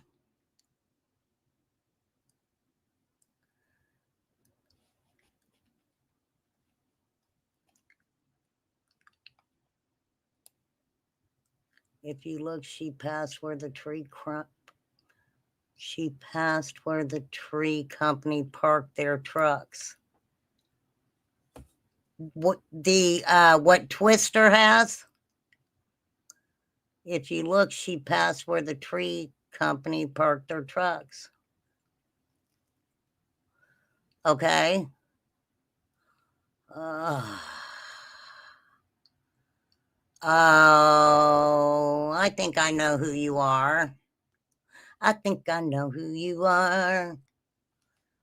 I wanted to show you something, damn it. This is what I was talking about. When I was talking about the chat. Remember the chat? That is weird. Well, isn't that special? I will leave it up there. I was getting ready to give you a nap, but just because the chat pulled up again like that. Should we time out? Who you want to time out? Who we timing out, Poppy? Oh, yes, yes, ma'am. Hey, you're the all-powerful Poppy. You time somebody out, girl.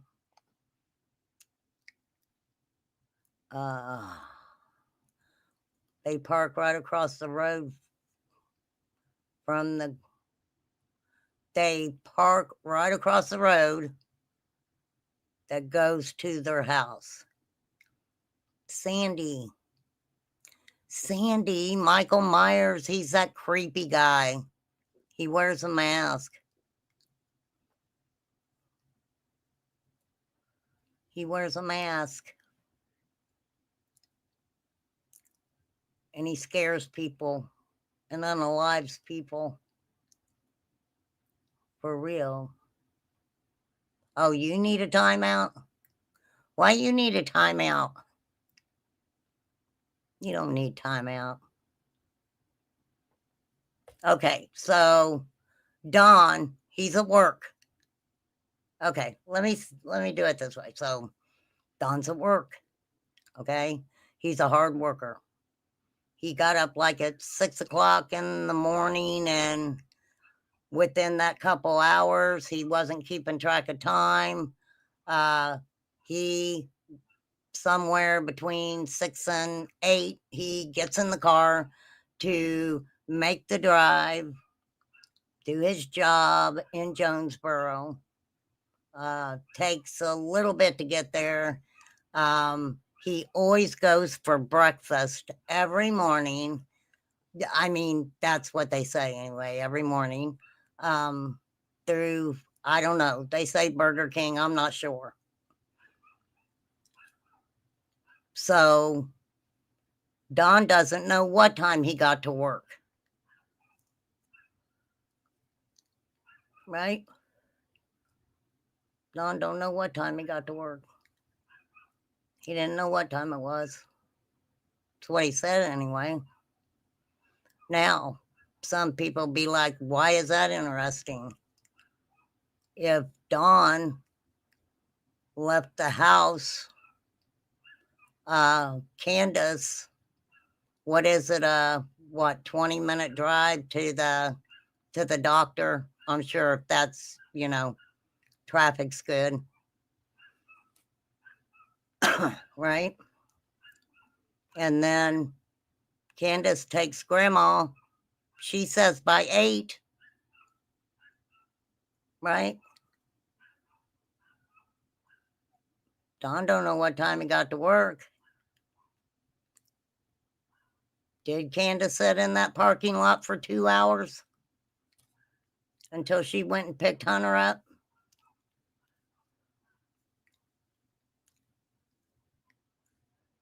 She goes to pick Hunter up. Candace says that, within, boom, real quick, grandma was ready to be picked up, right? Okay, about 7. Said he got up about 6. Summer's little leg was tucked underneath him. Hurt his back, Sure did. Now, I don't think he had time that morning because I'm sure the boys were still in bed. But, he didn't have a chance to, read scripture to the boys before he left that morning. He said they usually did that before,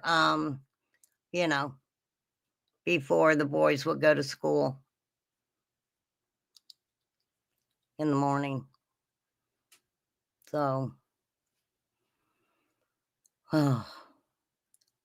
it's strange to me that these people have showed us and told us almost every inch of their freaking lives. Right? And still no Summer.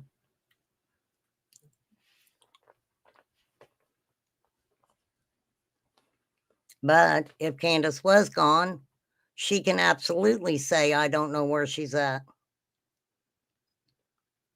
Don can say that too. He was at work or whatever, he says, right?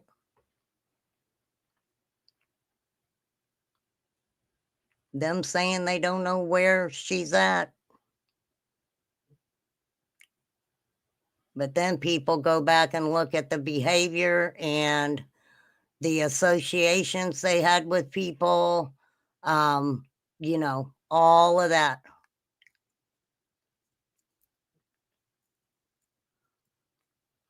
And my opinion is I don't think Don or Candace, either one, they know a lot of people.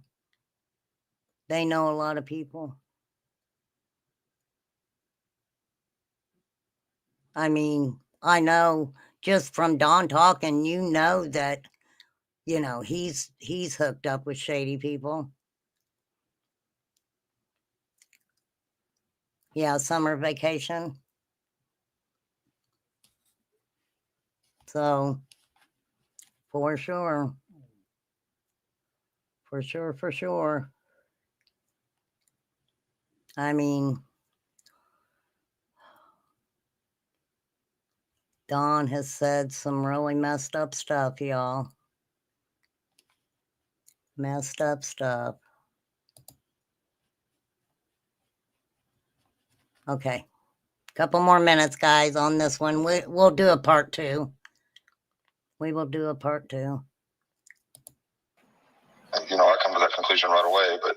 And what brought you to that conclusion? That was pretty quick, right? I mean, just knowing her. Oh no, I do have about a half an hour more, you guys.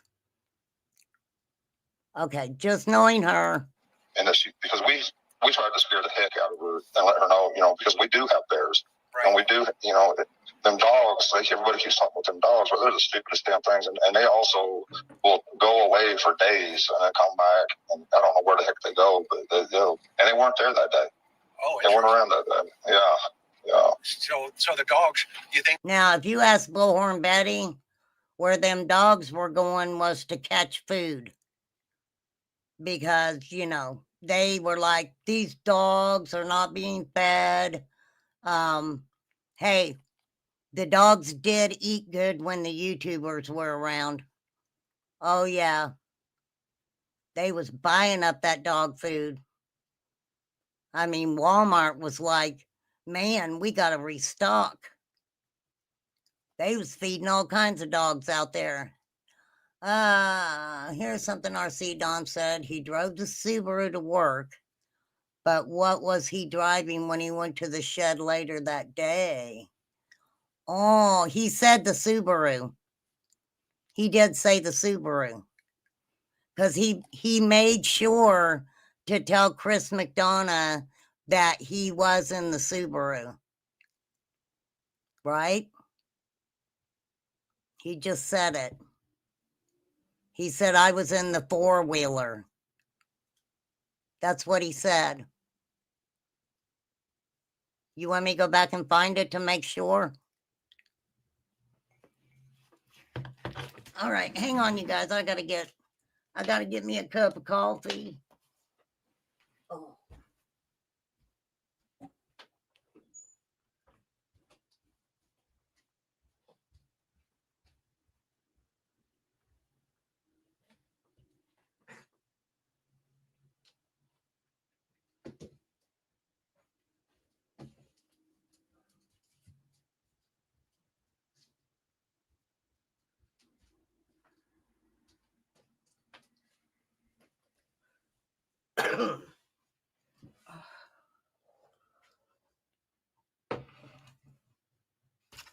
All righty, mighty. Haven't seen a picture of the Subaru going to the shed.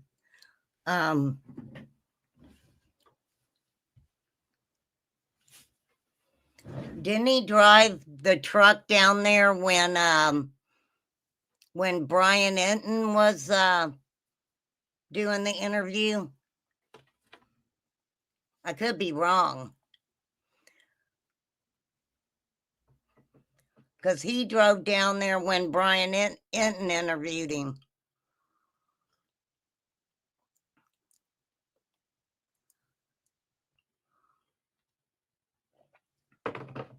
That's interesting. Excuse me. Excuse-moi. No, the SUV. The only picture I remember of Don's white truck is when he was allegedly taking pictures of that truck that was in the ditch. He went straight to the shed and was driving the Subaru. Yeah, that's what he's saying here. That's what he's saying in this interview, Sandy. But then again, the way the the way that Dawn talks, you kind of got to question everything, right?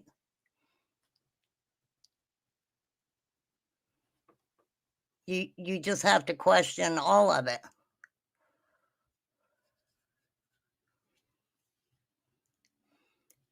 The way that Don talks, you know, he'll be having a conversation and he'll say, we did this, right? And then, you know, a few times he's caught himself and then had to, you know, explain why, you know. The Brian interview, he was in the Subaru. Well, he said, I just heard him say it. Okay, we're going to listen to it again. We are listening again. A bit confusing, everything, you know. Okay, I don't need to hear the apologies. She's not here. I've Okay. never listened. What now? What do you? I know you feel that way. So what's brought you to that? Why are you at that? Well, I knew as soon as I pulled up, as soon as I pulled up, and I didn't get a call back from Candace saying, "Oh, we found her," and I come all the way out from Jonesboro, you know, and I probably made it in 30 minutes at least, if not faster. But I beat all the police there, and I went straight to the bar property. And I seen everybody looking. I knew she was gone because she don't go away from the house. Wait. Ever. Yeah. He just said, I seen all the police there, right? Oh, no, I beat all the police there. Yeah, that's what he just said, right? He beat all the police there. And that's why. Go ahead. Yeah, well, I just knew. I knew right then, that very second, that she was gone. Okay, what inside you brought that so quickly, brother? Where did you come from on that? Well, I knew they was looking around the hill and everything up top there, and I drove straight to the bottom there where that little funky shed is there, and I went down the hill by the creek in that little 4-wheel drive Subaru. I went straight down there to the creek, and I seen the boys down there, and they know not to travel alone. Right there. He was in the Subaru. He's saying he was in the Subaru. Now, does anybody have pictures of him in the truck? I don't know. The Subaru? I don't know. There would have to be cameras.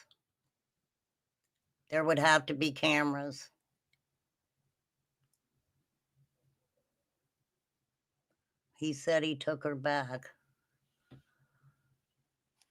He just said it. He just said that. All right. Dang it, you guys. All right. I'm doing this for you guys. Okay. That's why we're going to go back a little bit here again. Okay. Okay. You couldn't talk about the boys. You know, I just want to focus on Summer. You know what I mean? Yeah. So, if I was wrong, I'm sorry. I just kind of misunderstood some things. I think it's miscommunication or whatever. I don't know. But no worries. everybody said they thought he was really cool and stuff like that. So I'm just kind of trying to think, you know. But yeah, that's what I want to do is focus on Summer. You know, everybody's focused on me and Candace, and I've been trying to tell them from the beginning when the cops first started pulling into our house that she's not here. And I've never listened. What do you? I know you feel that way. So what's brought you to that? Why are you at that? Well, I knew as soon as I pulled up. As soon as I. Okay. You guys heard that, right? Pulled up, and I didn't get a call back from Candace. Not a call back. So at some point, he did lose communication with Candace. Okay. He had to have. That's when he didn't get the call back. And we found her, and I come all the way out from Jonesboro, you know, and I probably made it in 30 minutes at least, if not faster. But I beat all the police there, and I went straight to the bar property. And I seen everybody looking. I knew she was gone because she don't go away from the house ever. Okay, so in this one, I seen everybody looking. Yeah. And And so I, go ahead. yeah, well, I just knew. I knew right then, that very second, that she was gone. Okay, what inside you brought that so quickly, brother? Where did you come from on that? I knew they was looking around the hill and everything up top there, and I drove straight to the bottom there where that little funky shed is there, and I So you would think that the last communication he had with Candace, she was at the top of the hill, right? Because if she was out on the road at that time. Now, Candace said that at 4:30, she didn't hear the scream because she was looking for Summer. And it is out there. She did say that. She was looking for Summer. So within that 4:30 time frame, and yes, at some point, the Dawn thought it was 5:30. Fred is now saying something about 5:30. I mean, you know,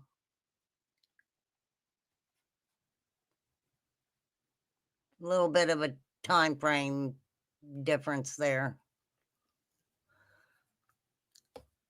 Well, not so much a time frame, but time. I'm not saying I believe anything. Hey, just because I said it don't mean I believe it. I just know what I heard. I am just stating what I heard, ma'am. Yes, Kim, we know she made it to the road.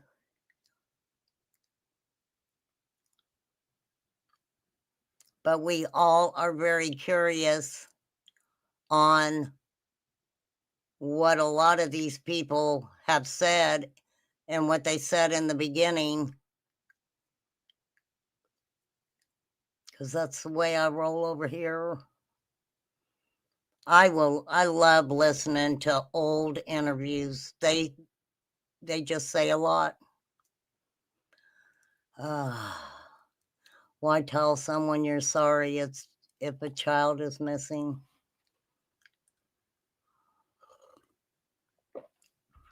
What do you mean? Who?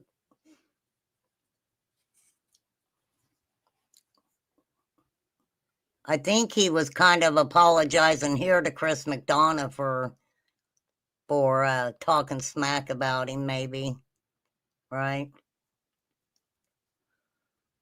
The person panicked. Absolutely.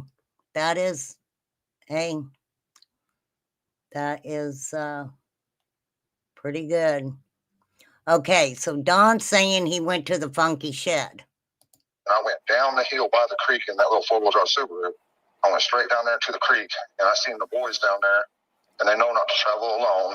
They was together, and I seen my neighbor.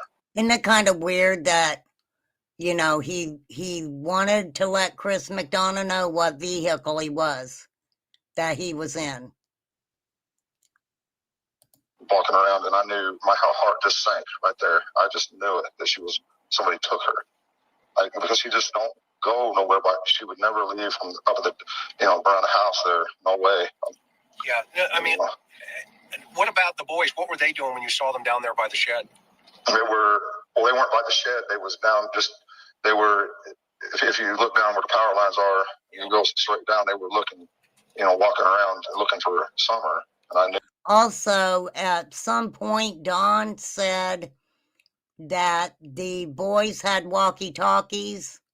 I'm not saying they had them that day, and they also had a little pocket carrier.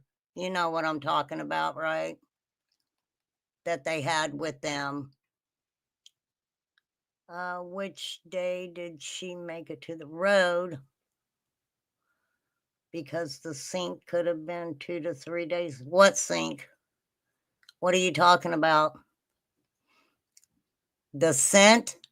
You mean the scent?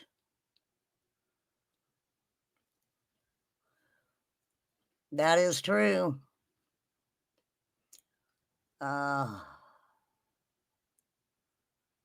You never see the Subaru in the video he was shooting while he was driving.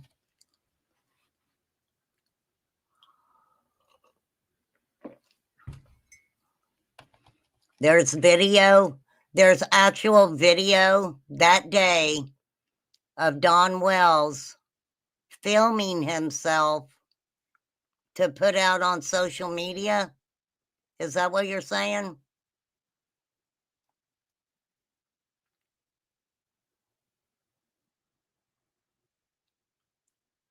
Right?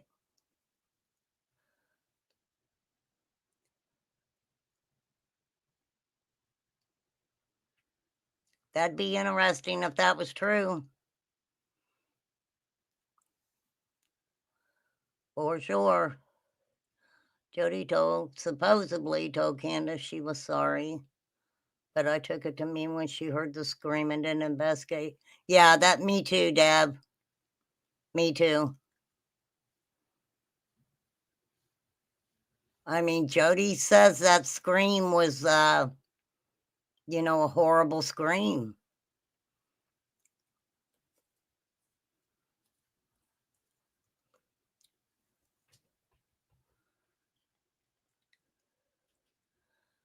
Remember when he drove past Ben Hill and went further up to the shed the first that was live? But that wasn't on the 14th. I'm sorry, the 15th. When he reenacted that video, that wasn't the same day, right? That wasn't done the same day.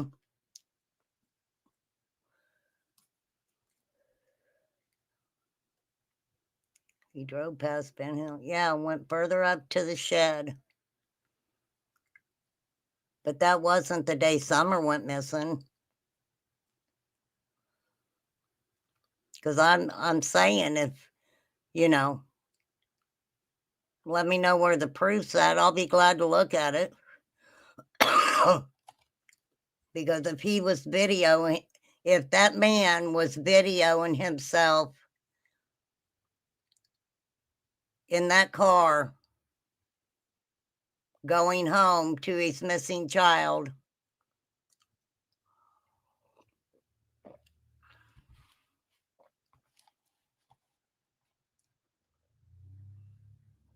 yep, that's a whole nother ball game.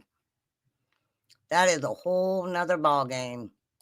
I just knew she was gone. I mean, but trying to tell the police that and everything when they just pulled up, and then they blocked all the roads because I guess they took the time to call in search teams and everything like that, thinking that she was just lost in the woods. And I was trying to tell them she's not lost in the woods. Somebody has taken her. I tried to tell them that, and they never did listen to that. And what was your feeling as to why they weren't listening? What's your gut? I'm not sure why. I'm not exactly sure why that is. I mean, probably because they figured that she was just lost. I don't know what I'm talking about, and they had they all had different questions and this and that, and And don't forget, the FBI card team did make a presence.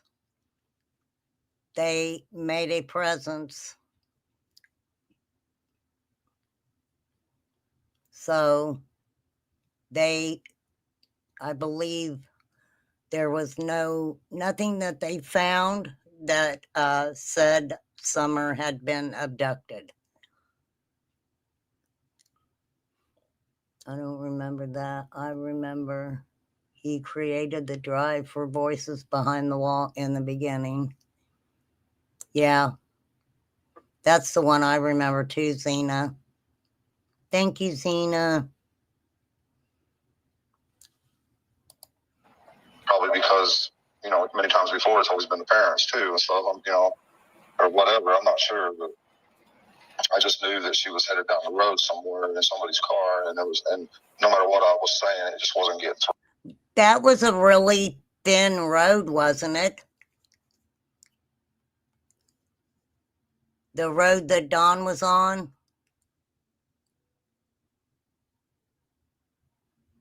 It was like a 2-lane, right?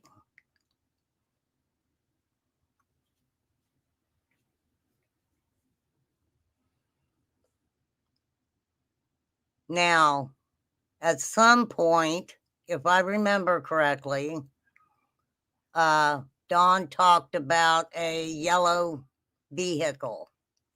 And I don't remember if he said he seen it or he said law enforcement seen it. But that was out there. Don't know if it's factual, okay? I don't. The only other time that I heard about law enforcement being in that area is when Jeremy Dugan, and I mean, I don't want to get into Jeremy Dugan. Andrew hired him to go legally abduct his own son. So that's a whole nother story in itself right there. I can't believe people forget that stuff. Anywho, I don't like the idea Don stayed at work packing up all of his equipment and tool before he rushed home.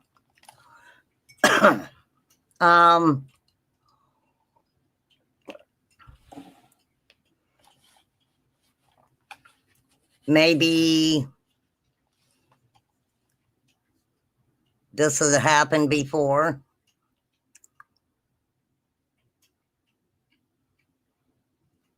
Maybe it had happened before and the kids were right there or something. That's one possibility. You know, Don would say his tools are expensive. And they probably are.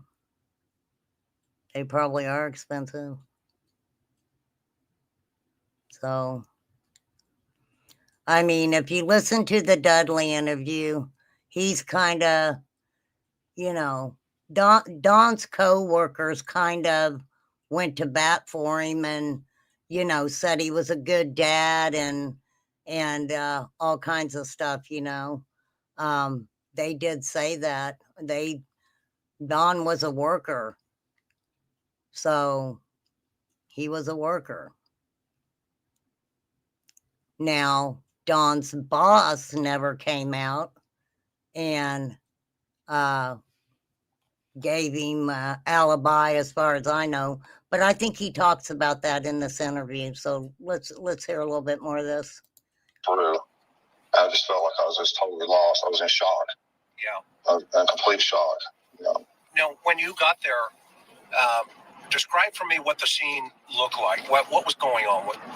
Well, the police started coming in and everything, and I'm like, well, I'm going to go take my car, and I'm going to go look here and there, you know, and drive around. And I drove, you know, like I said, I was in shock. I didn't know which way to go. So I tried to drive down, and I got down there on the road, and there were these people bringing their trailers in, and their four-wheeler. And I don't know if anybody's ever had a feeling of, you know, your child not being in your sight, even for a second. You flip out, you don't know which way to go. You don't know which way to go. I mean, I couldn't imagine feeling that way and continuously feeling that way. Now, I'm not a Dawn Wells fan, and I'm not a Candace Blythe fan. But no, I couldn't imagine. I couldn't imagine having that feeling and that feeling never leaving you because your child is gone. A child's life is worth more than tools. If it was my child, the cops would have to follow me. Well, you got to understand that area too. And it is good that they start blocking off that area. I really think that everybody thought that they were going to find Summer.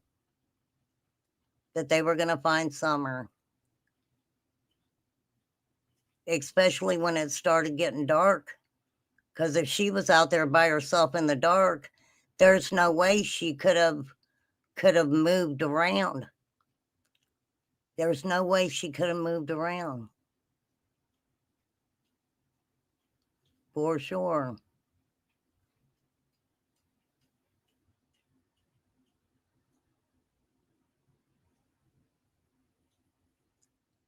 Why is Robin Lane called that night? Her and Can. This is the thing about that, Poppy. In a phone conversation, Candace says, Robin's my best friend. And Don got crappy about it. He said, she's not your best friend. She's Summer's best friend. That's what he said. I was like, dang.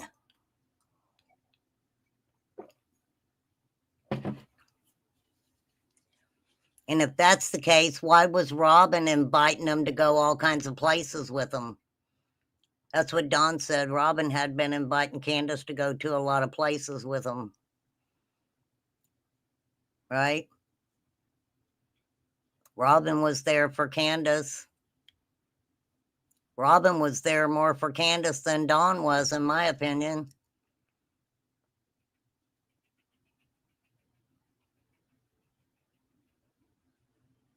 Yeah, it's a horrible feeling. It is. Not to know where they're at.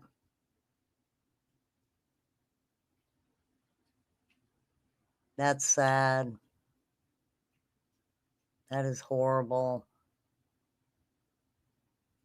Well, we're praying for her. Just strange to me, even at church, you didn't see them sitting together. Ken was sleeping. Yeah, she was sitting on the end of the pew, wasn't she? She sure was. She sure was. I mean, if you go into the Don Wells saga, you'll hear him talking about some weird stuff that the church talked about, having like a commune or something, the property, all that. He does say a few things about it, but you have to remember this too. And I'll say allegedly, because I can't remember where it was said or whatever, but Don Wells had invited some single mothers to come and stay with them. And he was like, I work all the time. Candace would be home. Yes, I'm not fibbing. I am not fibbing. Hey, German Shepherd Mom. All right. And all of Ben Hill and Beach Creek was just bottlenecked. Traffic jam. Couldn't get nowhere. Right. Couldn't go nowhere. And then what about, now are these all cops or are they search and rescue? Well, they were mostly police and, volunteers, search and rescue or whatever like that. Okay. But I didn't, I probably didn't clarify on the phone, either that she was abducted because I didn't know at the time. But when I pulled up there, I knew that, she was gone. And maybe I didn't communicate that to them like I should have, or what was, what I felt. Well, I had a few times. I said, she's not here. I come to that conclusion right away. But and what brought you to that conclusion? That was pretty quick, right? I mean, just knowing her, and that because we tried to scare the heck out of her and let her know, because we do have bears.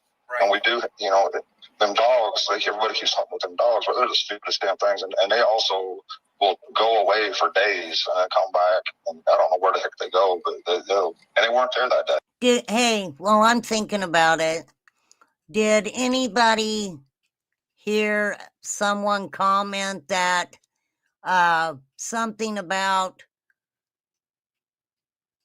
Dawn and Candace making Summer cry? Does anybody know what I'm talking about? I want to make sure I heard what I heard. Something about them making Summer cry for no reason or something. Do things to make Summer cry. I don't know. I'll find it. I kept comparing myself to them and they weren't acting right. What?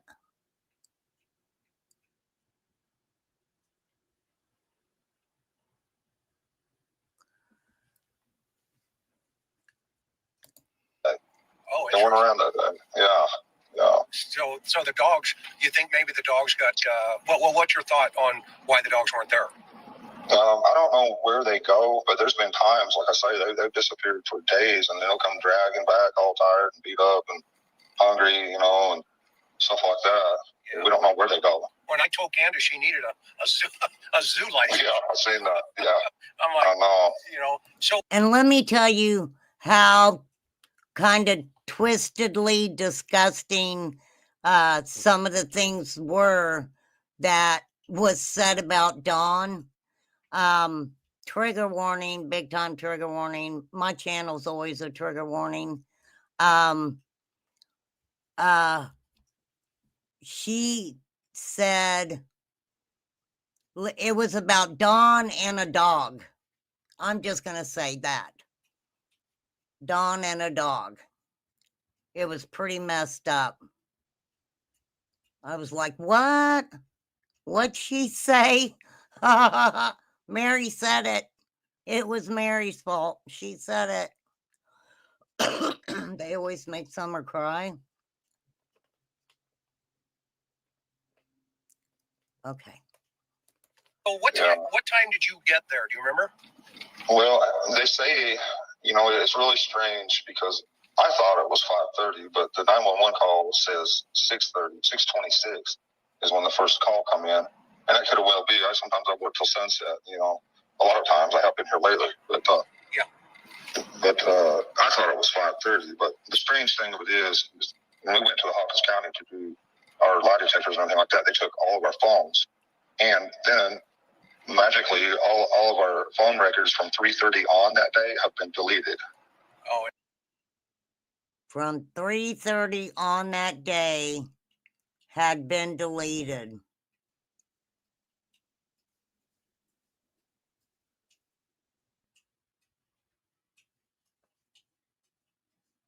That's interesting, right? They did, he's saying they didn't just make a copy. They actually deleted them. He's trying to say law enforcement. Law enforcement, Patty. Law enforcement. Well, I wonder what was on them that from that time on that day.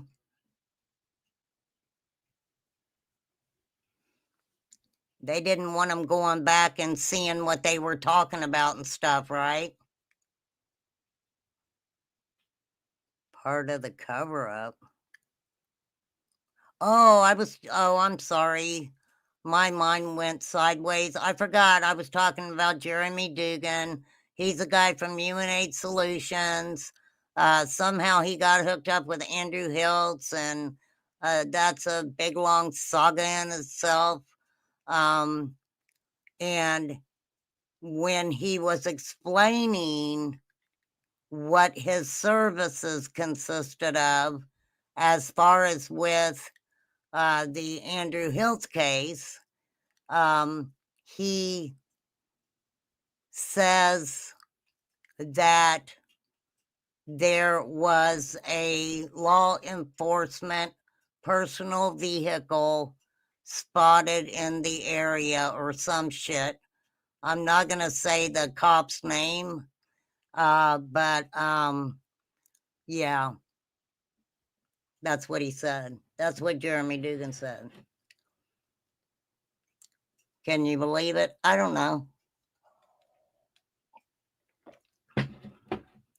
Did he say it because he was pissed off? They wasn't letting Hunter leave. Hunter didn't want to go anyway. He snitched to Allie. It was a. Do you think Lawson's son was? If it was a trafficking ring. I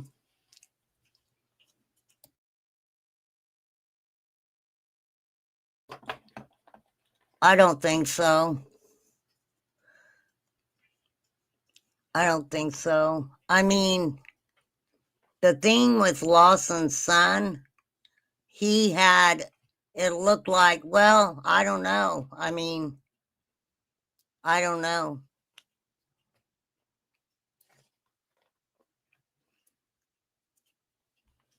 So,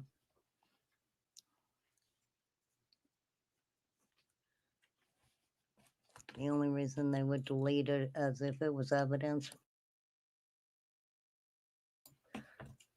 If law enforcement deleted that conversation from 3:30 on because they felt that was the major conversation, that was the time frame that they were kind of putting out, that Summer went missing between this time and, you know, and this time.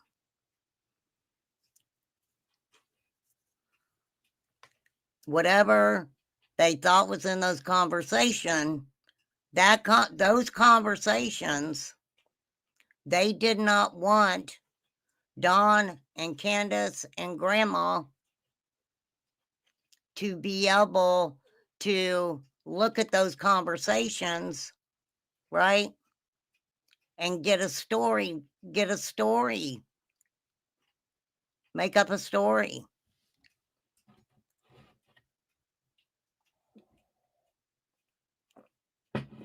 But then who's to say, you know, you don't know if they had burner phones apiece or anything like that.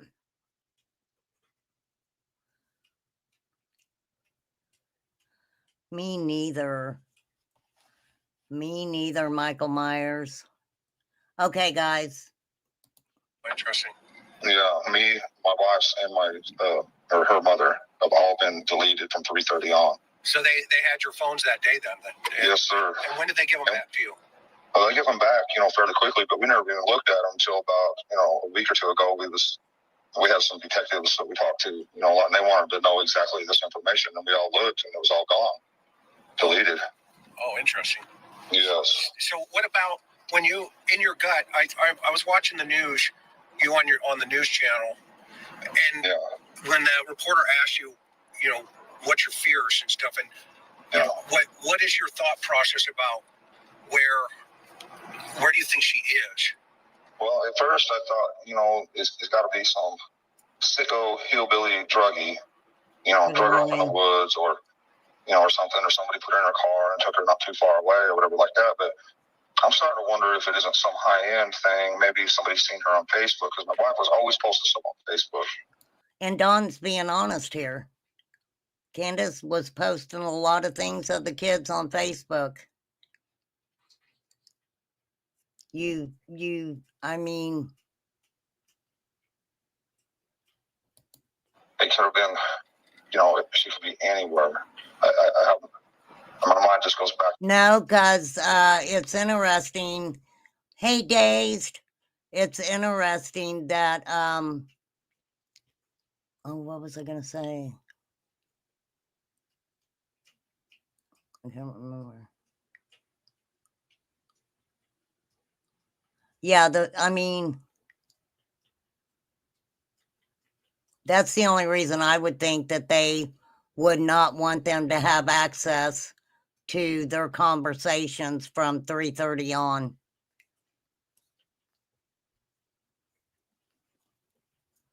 Right? Why would they do that? And then Don had a cell phone and he took it to jail with him, and he had Tim Mullins take it. Tim supposedly went and downloaded the stuff on the phone. And I don't know why he did that. He tried to say pictures, Don's pictures and stuff, right? I do, don't I, Poppy? Am I getting like this, Poppy? Can you feel me winding down? Tim is a creepy guy, Dazed. And I keep saying I want to get started on Tim Mullins, but it'll take me forever. That guy's stuff, when you watch it, what he does is he walks around and he films all these historical sites and shit. And he kind of tells the story in between talking about the historical sites. So he is just not a easy content for me, for real.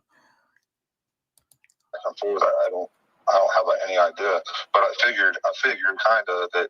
Well, a lot of people are talking about the Hammonds and that guy I fired, Ajan Dudley. When I fired him, he was so damn high on something. It was unbelievable. I don't know. And you know what? I will never forget Dudley admitting that he was. Absolutely. He admitting to using while he was working for Don, right?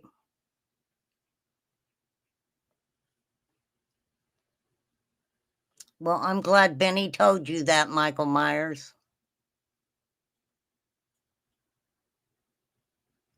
That was awful nice of him.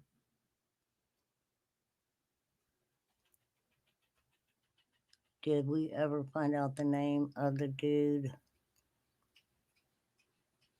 that looked like Frank Live sitting behind? Didn't they decide that was some guy named Billy? I could be wrong. I thought it ended up being a Billy guy or something. I know what you're talking about, though. Oh, I've never seen anything like him. I've seen people on meth. I've seen people on meth before, and this was beyond that. He was, I don't know. He showed up one day, and he was running late, and he says, "Oh man, I've been out helping my." And he says, "Oh man, I've been out helping somebody, my uncle, clear land somewhere, and blah blah blah." And yeah, it's out there. This is a man that I let him in my business. It's out there. Go over and look at Benny's stuff. He's got all kinds of stuff over there. Sure is. And give him 50%, and all he had to do was show up. And he's already given me excuses, But whatever he was on, it was bad because, he wouldn't listen to anything I said. It's hard to explain, but he was just fighting me every inch of the way on everything. And I give in and would let him do, okay, you want to do that, fine. But he thought that there was all kind of dirt in his mud, and he wanted me to throw it away and get him some new stuff, and it blew up.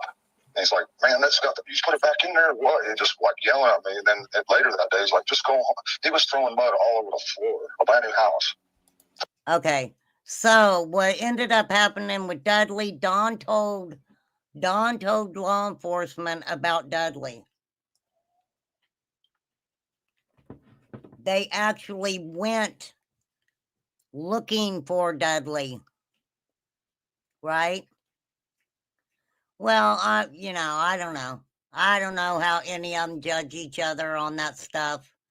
For real. I get it, but for sure. So what ended up happening with the phone, Ernie got Candace a phone. She threw it in the water. I mean, it's kind of creepy when somebody gives you a phone and then they're like, how do you think I knew where you were at? That's creepy, right? So Candace threw it in the water. Well, Dawn's phone, when Tim Mullins returned it to Candace, was in a plastic bag. And I don't think Candace ever done anything with it. She could have threw it in the water too. I don't have a clue. I don't. But why throw the phone in the water when you know that Tim Mullins has an SD card with everything on it? But then again, weird stuff going on. Throwing mud all over the floor, and it took him 2 hours to do a 20-minute thing, and he was just so hyper focused on it. They went to Dudley's dad's, then they went to Dudley's his place. And supposedly he was working on the vehicle the whole time. That's a word I picked up off of YouTube about That's what meth, I remember hyper about that. focused. I can't remember the rest, but he was absolutely hyper focused on this one little thing that took him 2 hours, and he just couldn't get it right. He was frustrated and just going on, and finally he says, "Why don't you just go home? I can handle this house." I just hired this guy like 2 weeks ago. Right. I've been with Tucker Drywall for 13 years this time, and so he says, "Go home," and all that, and I'm thinking, wow, this is crazy. So I go to lunch, I come back, I tell him, "Go home. Go home now." I wonder what time Dawn went to lunch the day Summer went missing. We know kind of, well, it's been said when, Dawn usually takes a lunch. I heard somebody say like 3:30 or something like that. But Dawn, I've never heard him come out and say what he did that day. How many times he left the job site, when to go back to the job site. I think it'd be very telling because of the fact that I don't know if it's true, but allegedly a worker at the horse barn stated that the vehicle had been there most of the day. And I'm pretty sure they were talking about grandma's, right? And that's pretty messed up of Don. If he left around the same time that Candace did, he could have taken Summer to breakfast. He could have taken the boys to breakfast.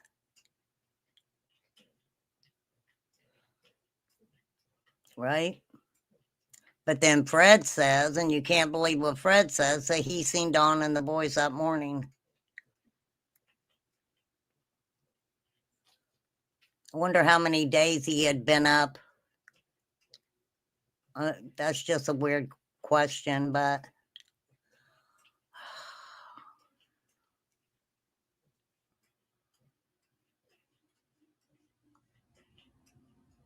no, he wasn't. No, he wasn't. You're talking about Tony Hammond. You're talking about Tony Hammond. I mean, for real. Come on.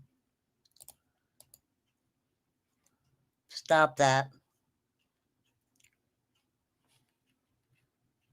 Stop that. I'm also sure Dudley got arrested. Yes, he did. He did. He got arrested for sure. For sure. No doubt about it. All right. All right.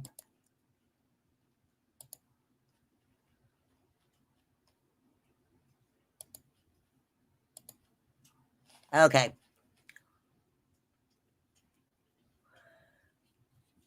I know the story, Michael. Have a good one, Michael.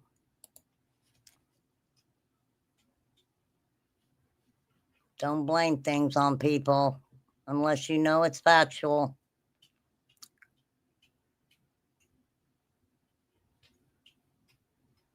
All right, we're almost done, you guys. Get the hell off this job and don't come back. Well, he got mad. He tried everything in the world and anything he could to get at me and get me fired. He called my bosses constantly, harassed them constantly, come out on the jobs constantly. If anybody... And I'm going to say I can see Dudley doing that.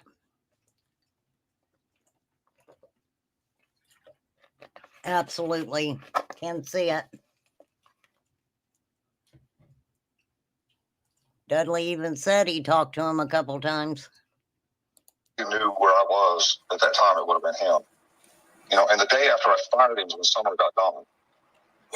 But yet Dudley said you were sitting, what was it, on the toilet on a bathtub in the house that you guys were working on, and you looked like you had lost your best friend. That's what Dudley said, right? That again? The day after I fired him is when Summer disappeared. Oh, interesting. Yes, and he has ties with Tony Hammonds, the guy. He has ties with Tony Hammonds through Hammond Drywall, and them Hammond boys and their gang were all out doing burglaries in broad daylight. According to people I've talked to and met here and there, they were out doing all kinds of stuff and drugs. I think there's a drug connection. There's the Hammond Drywall connection. See, Tony Ajan Dudley is what was I going to say now? But let's see. They have I know he's on probation. But yeah, the day after, I forgot where I was going with that. I'm sorry, my mind went blank. That's all right. But yeah, they have ties with Drywall. I believe drug connections, and I know that their group was going out and stealing anything they could find. Tony Hammonds, 2 days after Summer disappeared, got busted in Kingsport trying to abduct that 12-year-old boy. He did.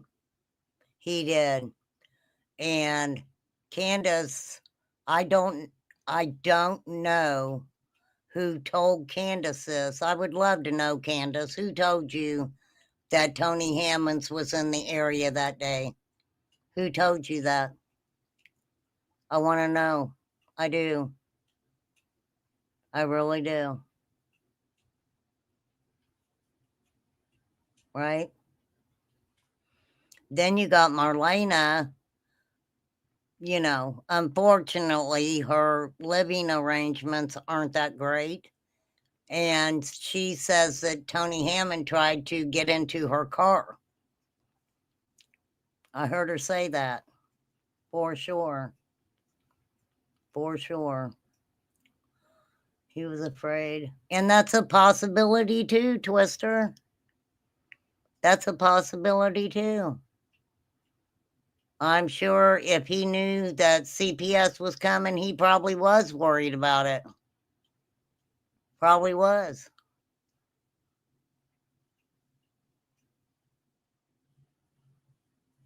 For sure. I think he's in jail right now. I hope he's still in jail. But we got these detective friends of ours that are looking into all this stuff. They've found all kinds of information. They've turned it all into TBI. You know, and I don't understand exactly what's going on. Who do you have looking into? And we know exactly who the PIs are. So this is the thing. With that, he tells us right there that they are turning over information to Hawkins County, TBI, FBI. The man, I wish I could remember his last name. His name is Chris, and I've seen him do one like interview or whatever you want to call it. And he said that they are absolutely working for Summer. Working for Summer is what he said. So, for sure. Okay, we got 10 minutes, so let's just talk about some stuff. did you guys enjoy this? I mean, we can do a part 2 to it. But you gotta, did you enjoy it or not? If you didn't tell me, you're not gonna hurt my feelings because we'll do a part 2 on it. You guys know that I just talk a lot. I do. But when I was looking through my notes, that story that Dawn told about that young girl on the side of the street, dressed inappropriately, and he's going to save her and take her home because she was in a bad area. And he just happens to go in the house.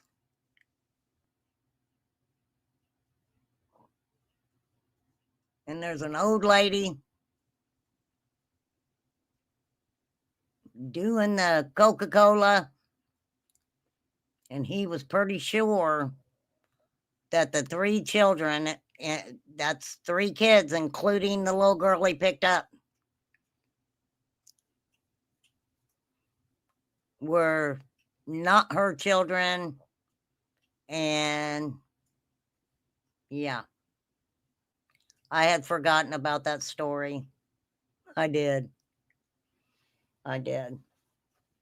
But I do have like 10 pages of my notes. I've got it wrote down what pages, and sorry, I didn't even get a whole lot to my notes today, did I?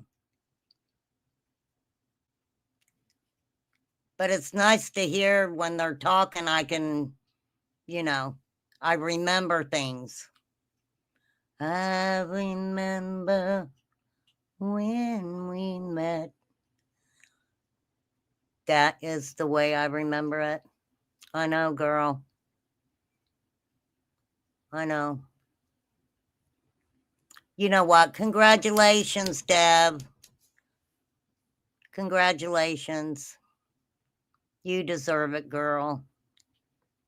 You do. Poppy's the main mod, so, she'll kick somebody in the butt if she needs to. We're pretty easy going over here. We really are. But we're kind of a factual, if it's not true, we think it's opinion theory, whatever, we're going to say it over here for sure. There's just so much that I remember, and it's just sad. No matter how you look at it, it's sad. Oh, okay, Deb. You're good. You're good. I appreciate you. I do. I took notice, Deb. I appreciate you. Yeah, we was like, I don't want that job. I do not want that job, RC. I love you, we. I do.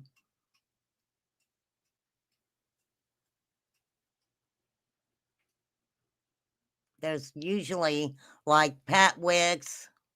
I haven't seen Sassy Ann for a while. Teresa Jones. I wish Teresa would just say, hey, I'm okay. I've tried to reach out. Hey, Kels.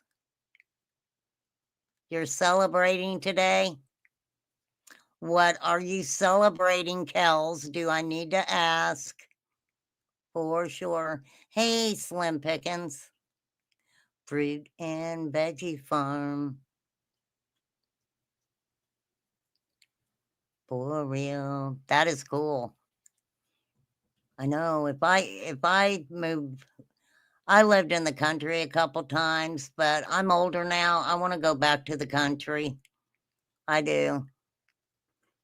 I even just want a little plot for, vegetable garden every year, maybe grow me some trees and get me a pig and get me a goat to mow the yard, so that way I ain't got to pay somebody to come mow my yard. That's what I want in life. I want one of them little bitty cows. And then I'll get me a little pony. I know, I miss it. I used to live, when I worked at the hospital, there was a creek that kind of flowed almost in my backyard. And I would get up every morning and go fishing before I went to work. Oh, I was in heaven. For real. You live 30 minutes to any town? Girl, I wouldn't mind it, Poppy. I wouldn't mind it at all. For sure. I'd have a goat, a donkey, and a Jersey cow, and a Highland too. Coolie, cool. So yeah, I'll make sure I pinpoint my notes when I come up next time. But that's going to be the title. Let's pull some notes and more. Part 2. This is part 1. That way you guys know kind of what I'm talking about. Because a lot of times if I'm talking about what Dawn is saying and stuff like that, you know, it's not necessarily, I mean, of course it's about Summer's case, but it's not necessarily about, well, that doesn't make any sense. All right. I'm getting tired. My brain ain't working. But Don B, that was so messed up what you did. So messed up. And I know you got excuses for it. And if I didn't try to do this live professionally today, I'm joking. I would show you, sir, maybe sloshing it up a little bit, threatening everybody, threatening Benny Keys. And I didn't get to watch Benny last night. I think he was talking about him and his blunder.